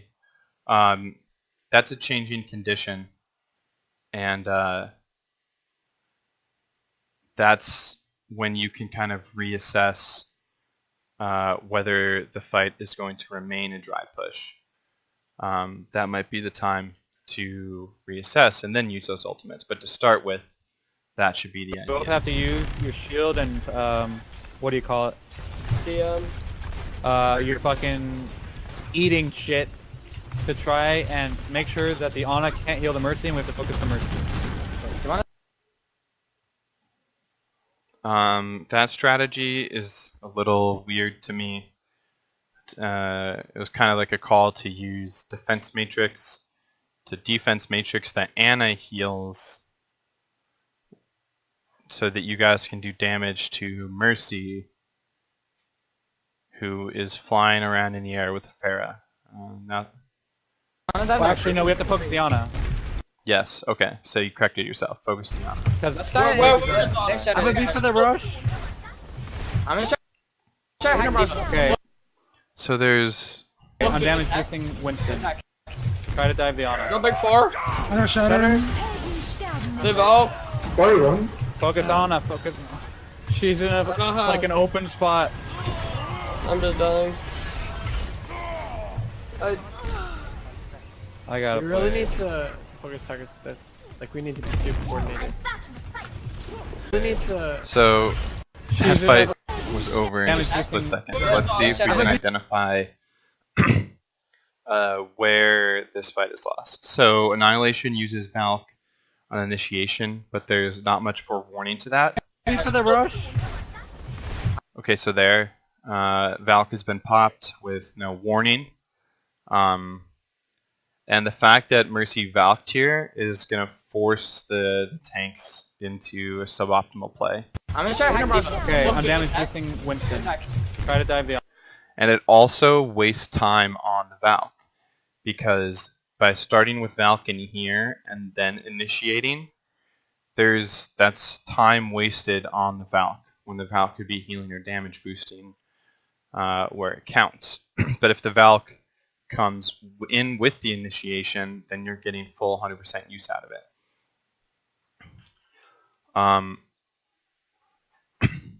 Also,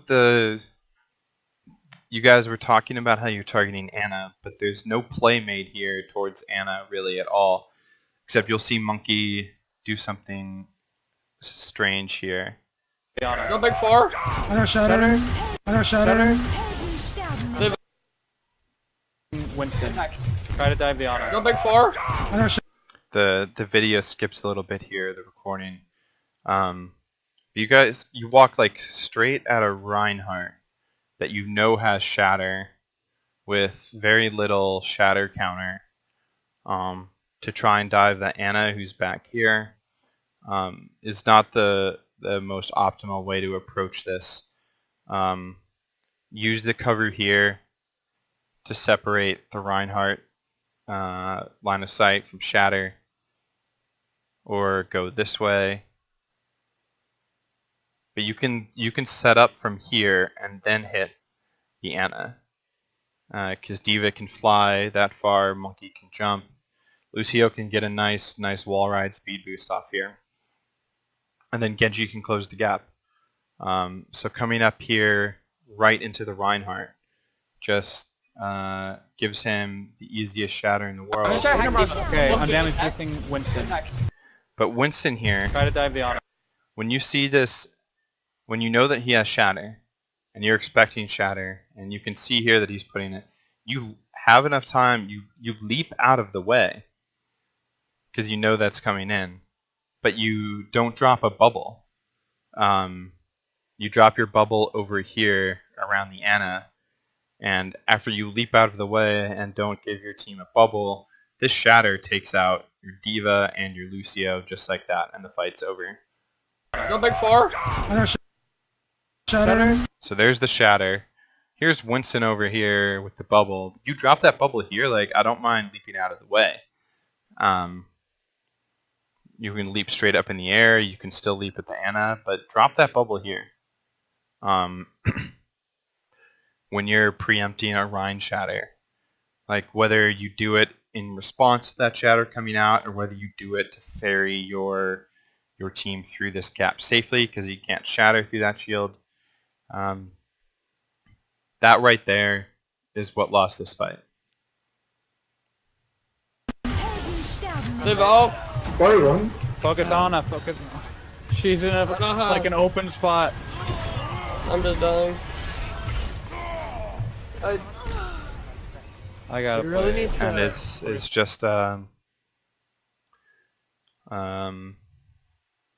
shame that there was a lot invested in terms of Or sorry, scratch that.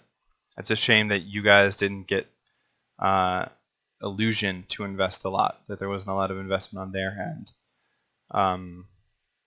Because they actually they used. Do they pop Valk here? Yes, they do. They do pop Valk. Like an open spot. So they used two ultimates to your guys' one ultimate. But they're still entering this with an advantage.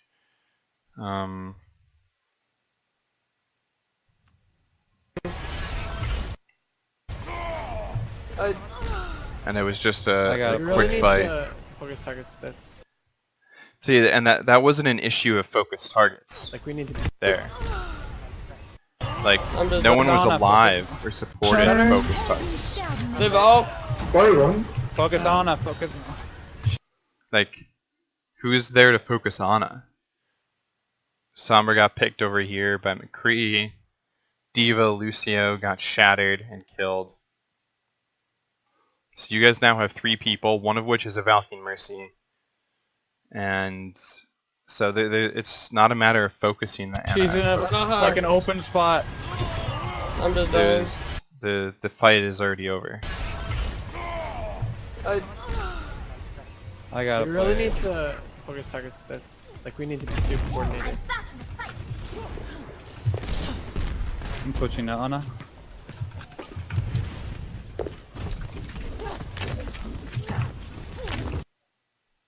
I will be right back in 1 minute. Just skip the video forward a minute to avoid this gap.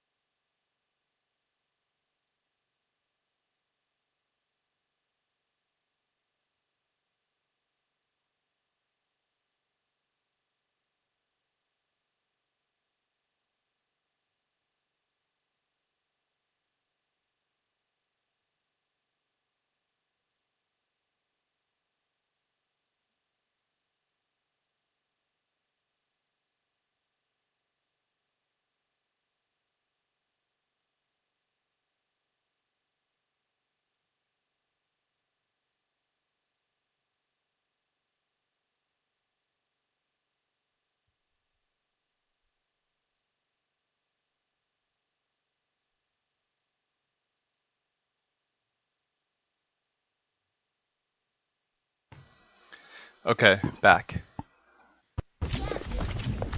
So a lot later than the Widow dive was called, we get the Widow dive. It's no barrage. Divine End. Okay, we blah, blah, blah, blah, B-blade. We have B-blade, okay? They use Val, yeah. and I don't know what else that's like, okay? Anti-nade on all the tanks. Yeah. Jumping! So there was also, during that gap, there really wasn't a discussion of the ultimates that they have available. You know that they Valked and Earth Shattered. They've still got these 4 to work with. So D.Va has the impossible task, the difficult task, of trying to spy a High Noon and spy a Barrage. But it's something that everyone should be made aware of to avoid those ultimates so that you can help D.Va in that countering job. And in this case, I'm not sure Beat Blade would be the right call because you're going to need that beat more defensively, more than you need that beat on the Genji, in my opinion. But let's see how this goes. Right when you get it. Mind. She's not asleep. We hate it. Reno So there's an early zoning ult by this D.Va. flash. Fire's I'm on Jump out if you That's quickly followed up by a Nano High Noon. can. I don't have Beyond.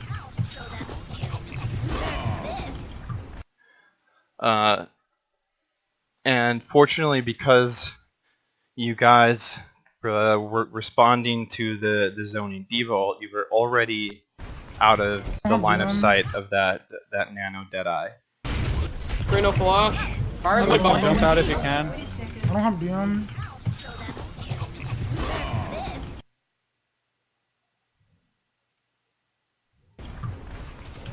I'm on mercy, rest. McCree by himself.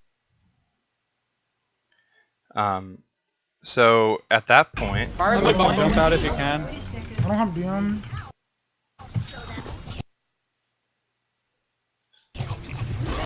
you guys are now... You guys have gotten Illuzion to invest 3 ultimates to very little effect. That's huge because that is what they had going into this fight, was those 4 ultimates, 3 of which have now been rendered useless.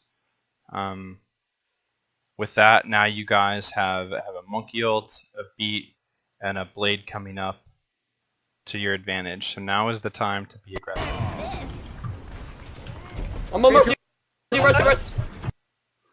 But there's a disconnect between Lucio and the tanks and Genji, who's still over here. The tanks move McCree way too deep. Beyond. Okay, so Genji, it's not time to go over here. You deflected the Deadeye, survived the Deadeye. Now you have to go in here. There's space on point. There's a McCree with no Deadeye on you. You can clearly see that your tanks are back here trying to do work. And you are the dive follow-up to that. So this is not the best decision to be moving this way. I'm on mercy, rest. And also, the tanks also went in here, which is not advised because of how separated it is from your Anna's line of sight.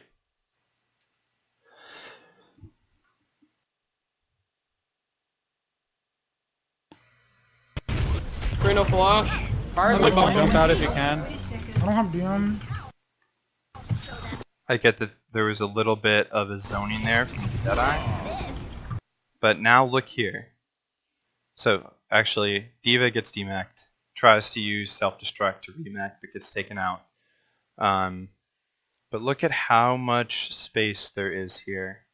This is now the time to use point pressure to your advantage. I'm a big proponent of the idea that point and objective pressure is of more importance in this game than just eliminating enemy teammates. Because by applying point pressure, you force movement of the enemy in a way that they don't want to move in. The fact that they have tanks trapped back here is great, because there's no one here on point, and the tanks are separate from healers. There goes the diva. McCree by himself.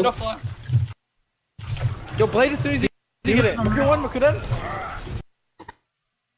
Finally, we get some point pressure coming in.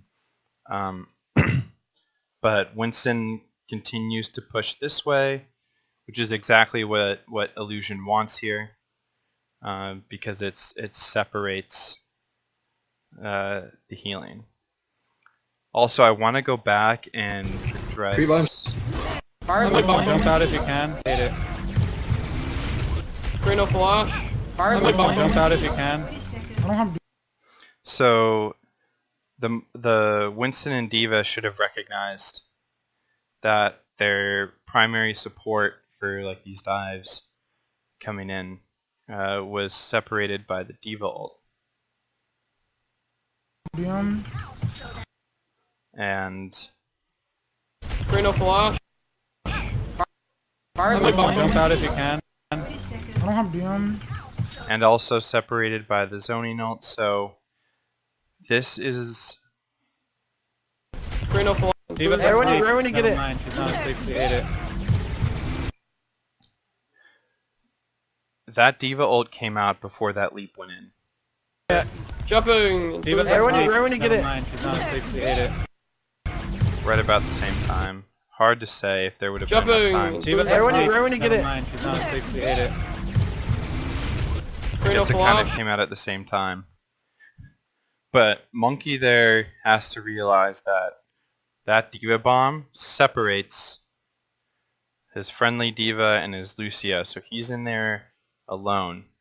That is not, so now he shouldn't be pushing deeper. He should be looking to find some way to re-coordinate and regroup with his Diva and his Lucio.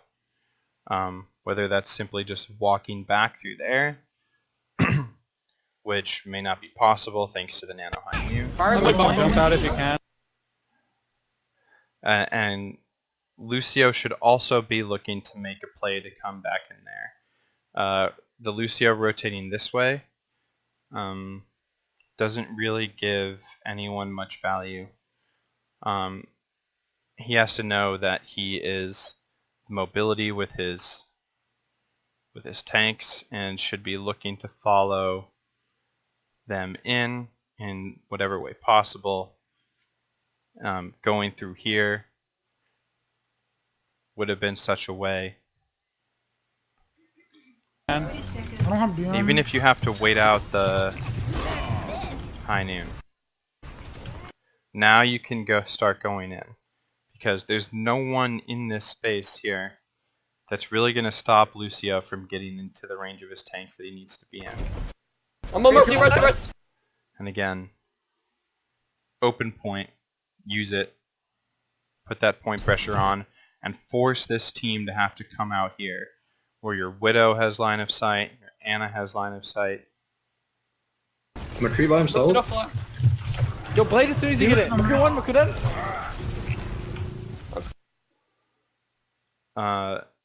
And this fight is lost right here.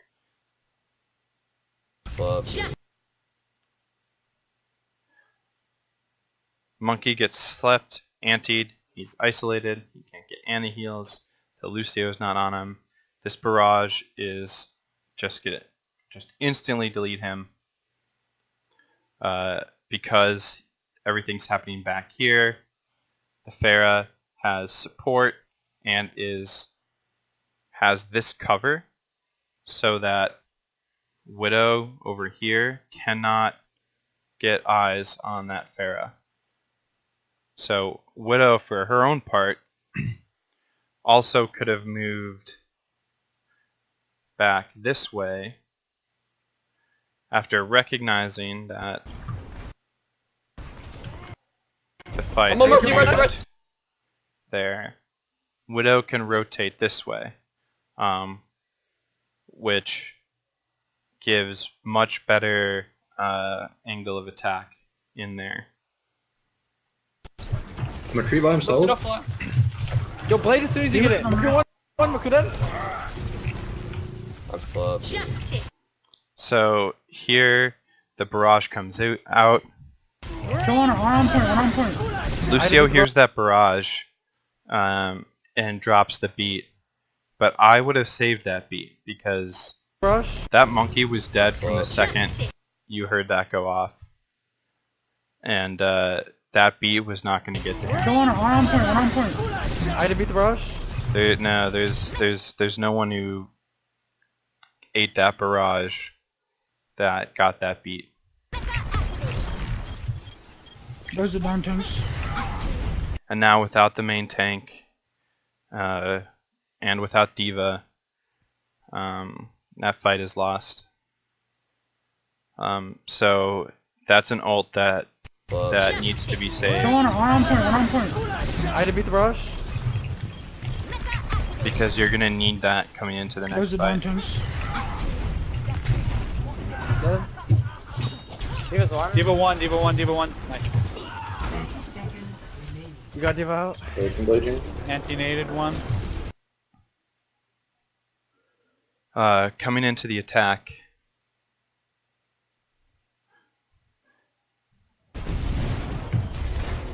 Get out. I bubble do. I know. No for in. We 6. This had better be the best nano blade of Pixel's life. Okay, we ready? If he even gets a nano. Best blade. Ready? But I'm going. there's the advantage of knowing where they are thanks to the Widowmaker ult. So he knows exactly who he wants to go for first. It's unfortunate that there's no beat to stall out this point here. Widow with walls needs to land a clean shot on a high value target, a Mercy of Pharah. And also, this is something I should have pointed out earlier, and something that the team should have pointed out earlier as well, is that this entire defense, they haven't been running a defensive ult. So there's a lot of value in high-powered offensive ultimates when they cannot counter it with a trans or a barrier. The Genji swap sooner could have been useful to get that blade, because a blade against these two healers has a lot of value. I'm looking. Jumping 3, 2, 1. I'm on, baby. 4 seconds. I know. Ryan dead. D.Va 1. Doom. So huge. Mercy behind. Many. Right. Look at maybe Rose. Nice kill, short. Huge nano blade. Maybe Rose. Saves this point. 1. I'm on, baby. 4 seconds. I know. Ryan dead. D.Va 1. The anti on the Rhine helps keep his health low, so that the blade coming through here is going to take him down quickly next.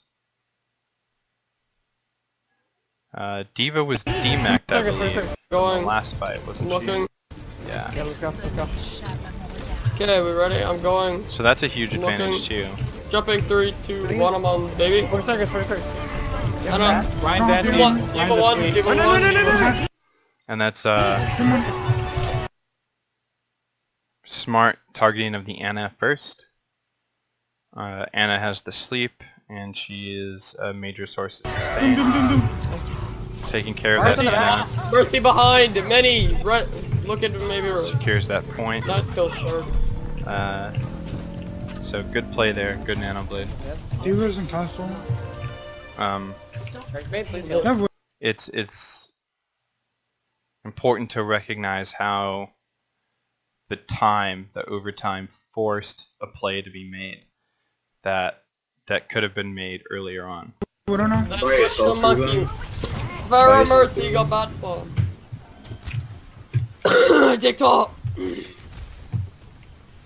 Okay, so yes, I agree.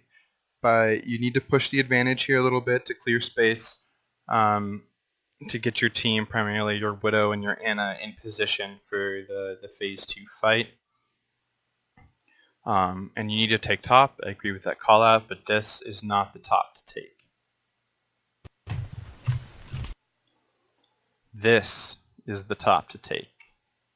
This is the valuable ground on this point, because it controls primary lines of fire onto where the point is coming through. It controls the corner. It controls the access to the catwalk. It has superior visibility. Again, like I talked about on the defensive analysis, this limits visibility entirely. The only thing you can really see is down there. You can't see back towards your point. You can't see over here. If you're set up here, you have great vision from which you can initiate the next play. And that goes back to what I was talking about the importance of the intermediary phase and dive, is that if you get set up here, this is such an intermediary position that you can control, assess, wait for requisite cooldowns, then initiate in whichever way is necessary. But as we'll see here, taking this top ground yields this high ground to Illusion and their tanks that are already making a play here because they know how important this is. This gives them control of this, and this is going to cause destruction on the next push, as we'll see. But from Illusion's Anna and Winston.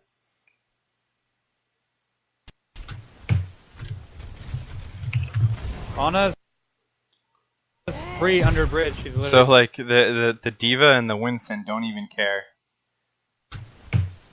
that the tanks are there. Like,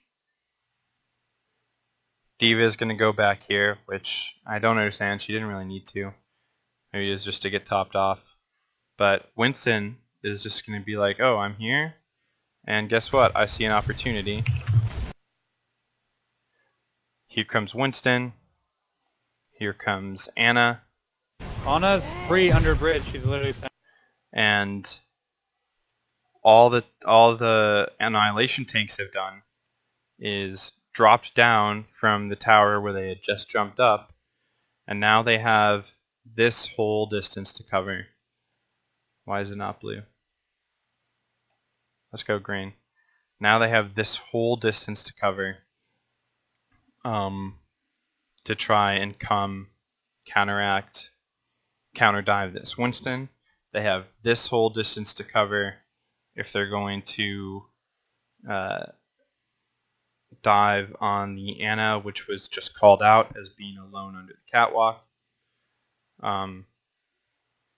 But this Winston now is going to get a nano and just wreak havoc on Annihilation before the tanks can even really respond. Anybody. But if the tanks had... Dick top! So here you can see their tanks wanting to control here, or Anna here. If the tanks, Diva and Winston, had gone here, taken that top, then this Winston never would have been able to get set up here and initiate a dive there. So it would have controlled that. It also would have made sight lines on the Anna and the distance of the dive much shorter. Anna's free under bridge. She's literally standing by herself. Okay, I'm dead. No. Not dead. So there comes the nano to keep that monkey alive, and Winston here gets caught in a moment of indecision. You heard the call go out about Illusion's Anna being alone under the catwalk. But there's also a Diva's counter diving the Winston, and Winston just got nanoed and is zapping the Genji. So we'll see Winston kind of go this way to go at the Ana, drop a bubble, and then kind of stop, and then kind of come back to address the nano monkey there. Winston about. And in that time where the Winston just kind of like was here in that moment of indecision, Illusion has already won the fight. About to jump me. I'm gonna sleep him. Oh, never mind. I died too fast. Mercy half.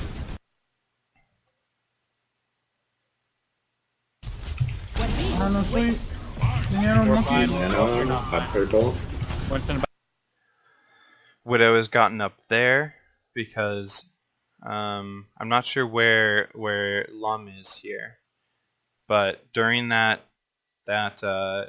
transition phase, Lum has to get into a position where he can counter that Widow and not give the Widow free high ground shots.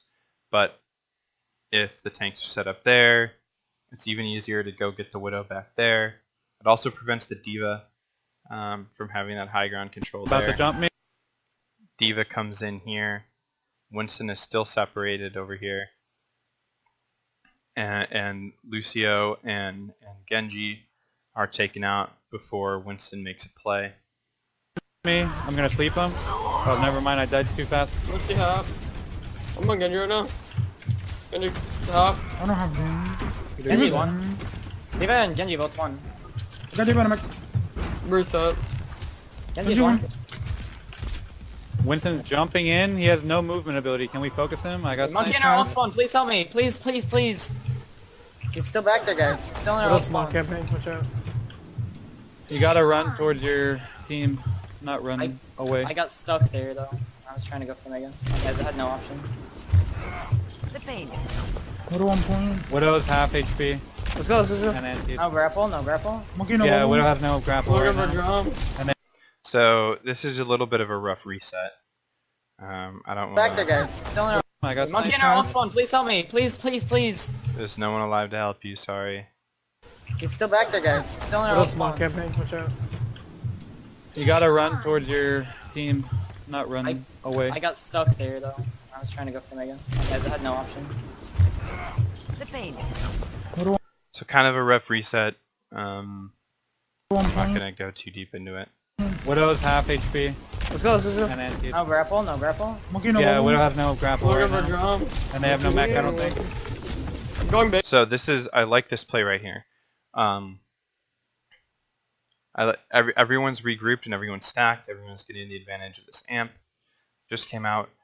They had a bunch of squishies here on cart. They had their Anna, I think. They had Baby Diva and they had Widow. Just kind of on cart. You guys sped into them and they were forced to rotate rapidly without the assistance of a Lucio speed boost. And this makes them prime targets. For Give baby, give baby, give aggressive Baby dive. one, baby one, baby Yes, one. Danny. And that's, I don't have Danny. Loading. so you get the Baby Diva, which is Give baby, give Baby baby. one, baby one. I have no mech, I don't think. I would argue there was really no No, reason for her to be a Baby Diva for Grapple, that no long. grapple. She should have suied a long time ago, Winston and she had plenty of time jumping. to come back. towards your. No option. Let's go, let's go. And anti. I'm going baby. Give baby, give There's no reason for baby, give baby. Baby one, baby one, baby Yes, one. Danny. okay. So there's no reason why Winston had to die there. That was not like a deep dive or a bad dive. That was a good dive on squishy targets that were vulnerable, baby. rotating, not in good Give position. baby, give Lucio's there. Anna has line of sight. He needs to be supported there. If he gets supported there, this push is strong. Baby one, baby one, baby Yeah, one. hear me? I don't hear. Loading. But if you're Anna here, this fight just started. You just turned the corner. Shouldn't be reloading. You shouldn't have used 14 shots between here and here. We're gonna jump. Gonna jump. On a half, top left. Baby one, baby one, baby one. Hear me? I don't hear. Loading. Diva here We're has gonna to not dive Monkey. Monkey is not the threat here. A Monkey sitting up here can't zap anyone. Diva has to take this high ground. There's a Widow on it, there was a Mercy on it, a Genji on it. But even if there was no one on it, just like I said earlier, this is the place to control. But now without Diva diving here, this Widow is going to have free shots here. Jump. Gonna jump. On a half, top left. Watch your hacker. Genji behind you, Widow. My widow. Widow in the grapple. A good pick on Genji. He's asleep. There we go. Now finally we've got Widow no grapple, a good response by Diva to come in, control this high ground. Three, And two, Come one. on. good sleep on anti on the Winston, and this is looking really good. Diva has to stay up here in that situation. Like, you can't just drop down the Valkyrie Mercy and res. I'm dead. Sleep. 3, Come 2, on, 1. bro. You have to stay up here. You have to cover the I res. don't castle. Banana. They res the Widow. That's something that I've They're pocketing the noticed. Ana. Give up on the Ana. Give up on the Ana. Give up on the Ana. Something I've noticed throughout this review. A lack of covering enemy reses, and also a lack of like calling out your own reses and protecting your own reses. Widow's camping me. Pocketing the Ana. Give up. Banana. They res the Widow. I understand. So now this resed Widow is back on this high ground. They're pocketing the Ana. Give up on the Ana. Give up on the Ana. Give up. Tanks are focused forward.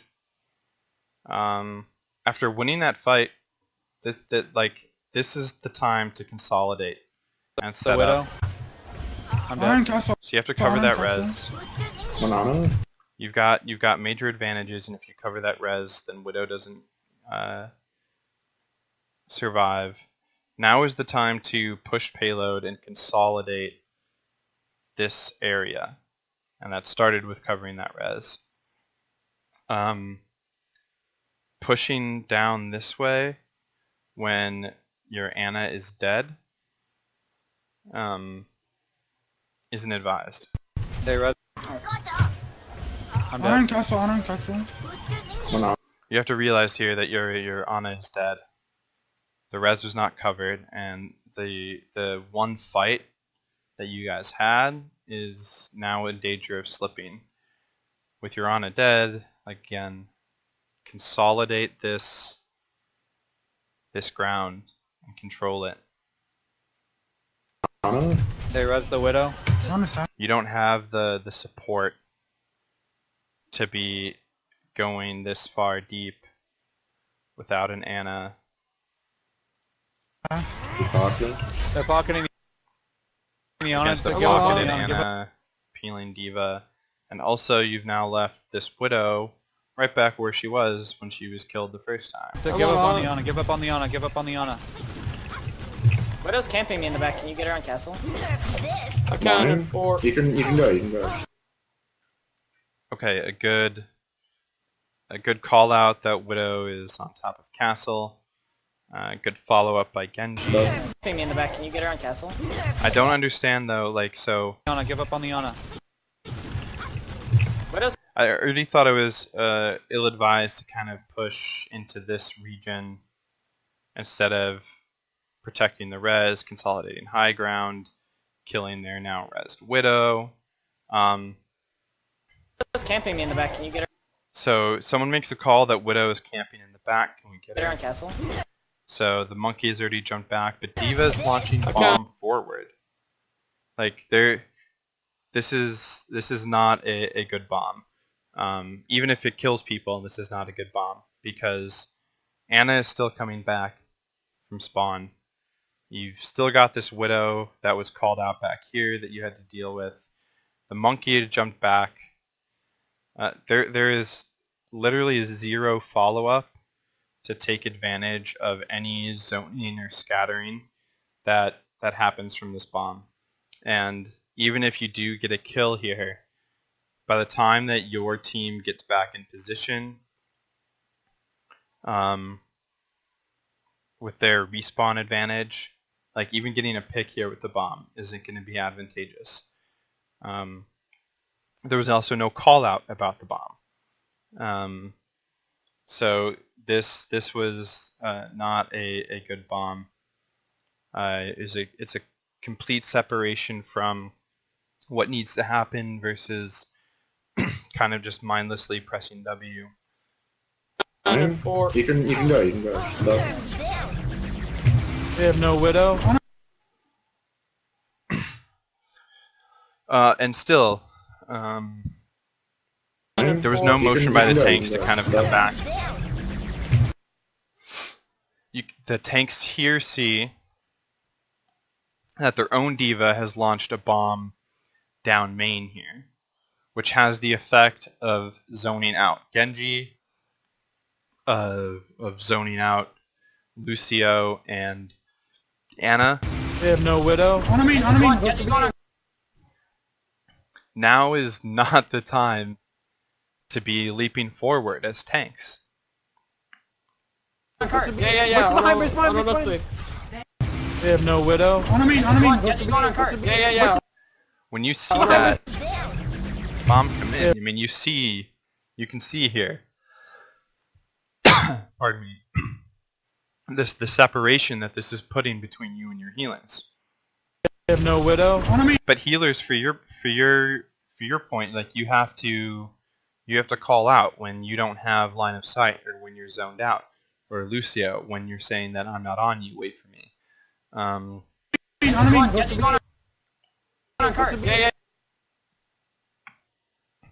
Because now these tanks are going to be there's no healing that's going to get to them. The bomb separated the back line, and now there's a Genji and a Winston in the back line. There's also a D.Va that the tanks have let get between them. Mercy one.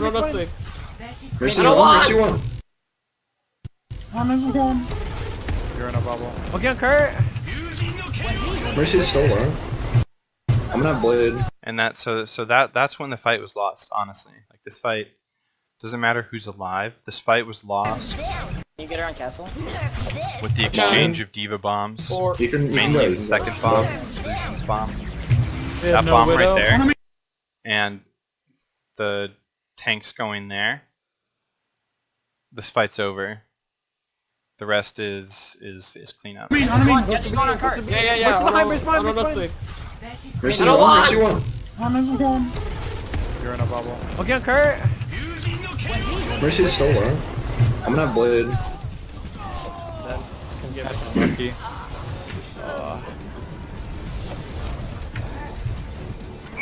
If Can anyone touch? the Winston's on our backline on me, don't use Boop unless it's gonna get him away from me. Okay, so someone talking about the Winston's on the back line, don't use boop, blah, blah, blah. The now is not the time to be discussing when someone should or should not boop Winston in whichever direction. You guys have 6 seconds left to get back here and make some plays. It's such a waste of valuable communication space to hear with 6 seconds on the clock be talking about Winston's on our backline on whether Lucio should have booped a Winston me. or not. Don't use Boop unless it's gonna get him away from me. Because I need to hit a sleep starter. I don't know how Boop unless it's gonna get But- him away from me.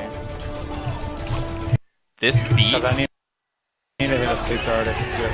gets on Genji. I literally don't know how. Look where Lucio is, and then look where Genji is. Like, I cannot believe that that beat got through. But that beat saved Pixel and Because I enabled need to hit this a sleep blade guard if it's good. stall point. I'll Big get you one, pick get you on one, get you one. Mercy. I don't see Widow. I don't know where she is. Give it low, give it low. This is good. I'm gonna get I don't booped care off. back right. Lose the tank. We got touch. I got it. Give it a 5, give it a 5. That push. Good pick I'm on good. Widow. So now it's time to basically stack on cart as a group and get all of the heals you can from Lucio and Anna and push this cart. And there may be time to get some people back because you've got to pick on Mercy and Widow. There's potential here. I'm on you. I'm looking at you. One of them. Take her. Nice. Okay, that was a good boop, but Okay, I level. missed. There was I'm on you. I'm looking at you. One of them. there's a call out here. Give it a 5, give it a 5. That push. I'm good. Genji's behind one. Yeah, Genji behind. I see Anna and Lucio kind of like respond to that. Their focus here just needs to be on cart moving forward. Genji can be doing whatever he wants, wherever he wants, but if I'm on you. this I'm looking at you. payload is not One of controlled, them. then Take her. Nice. Okay, that was a good boop, but so this is good. We've got everyone topped off. D.Va farmed a nice quick self-destruct, which is going to clear some space, some time. Okay, I level, missed. okay, level. It's fine. Winston's out. Diva's half. There's Diva's one. Come on, come on. On point. D.Va half. Give him. Okay, where? Critical on But the stone ultimately, point. it's just too much. The faster respawns come through. Do men. It wasn't a bad overtime play, honestly. I'm on it. Getting that beat on the Lucio.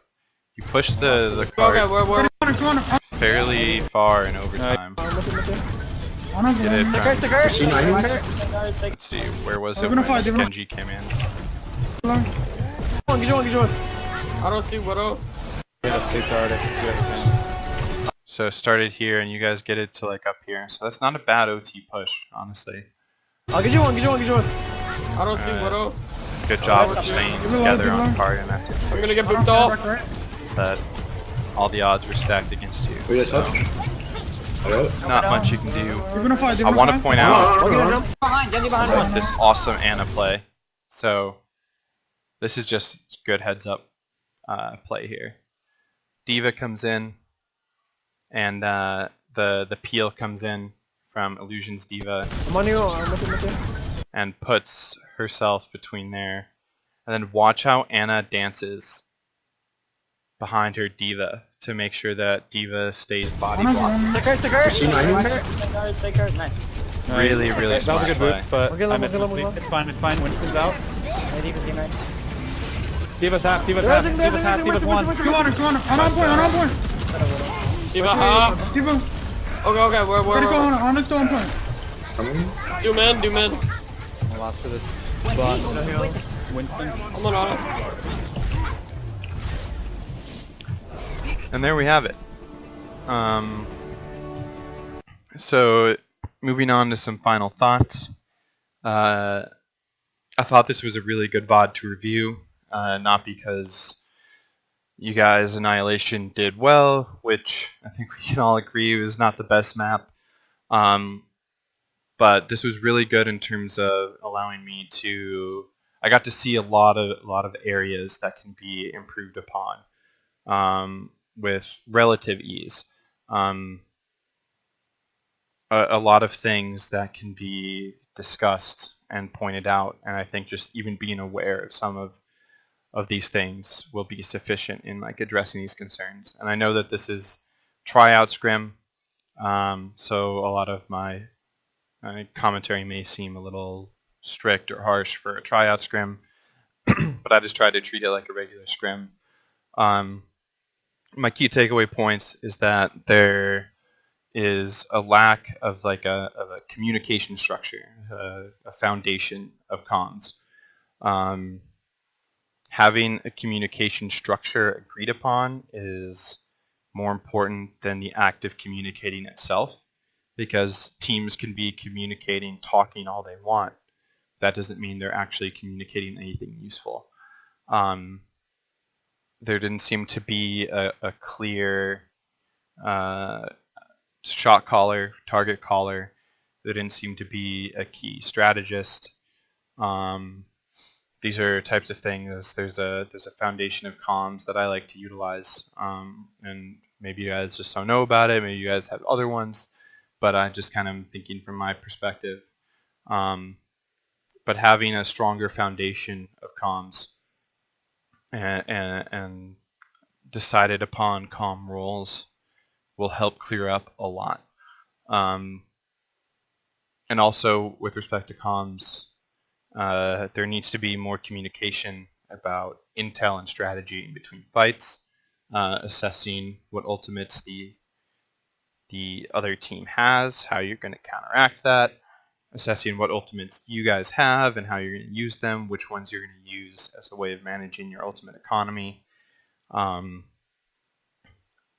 and being able to identify when you're at an ultimate disadvantage or an advantage, and find ways to push and play that will turn an ultimate disadvantage into an advantage, or preserve an ultimate advantage that you already have by making conscious decisions to dry push or making conscious decisions to not commit certain ultimates.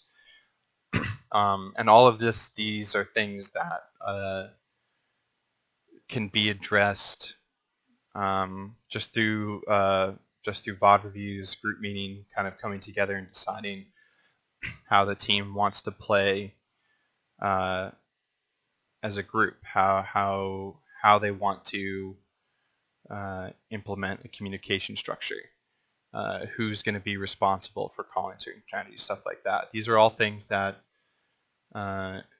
can start being worked on immediately, and even though it'll take time to kind of nail it down,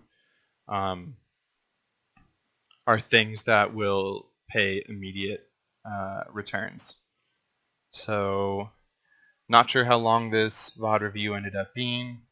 There was a lot to look at, and but that's all I've got. You can see in the description below, I will put a copy of the written notes that I took before recording this VOD.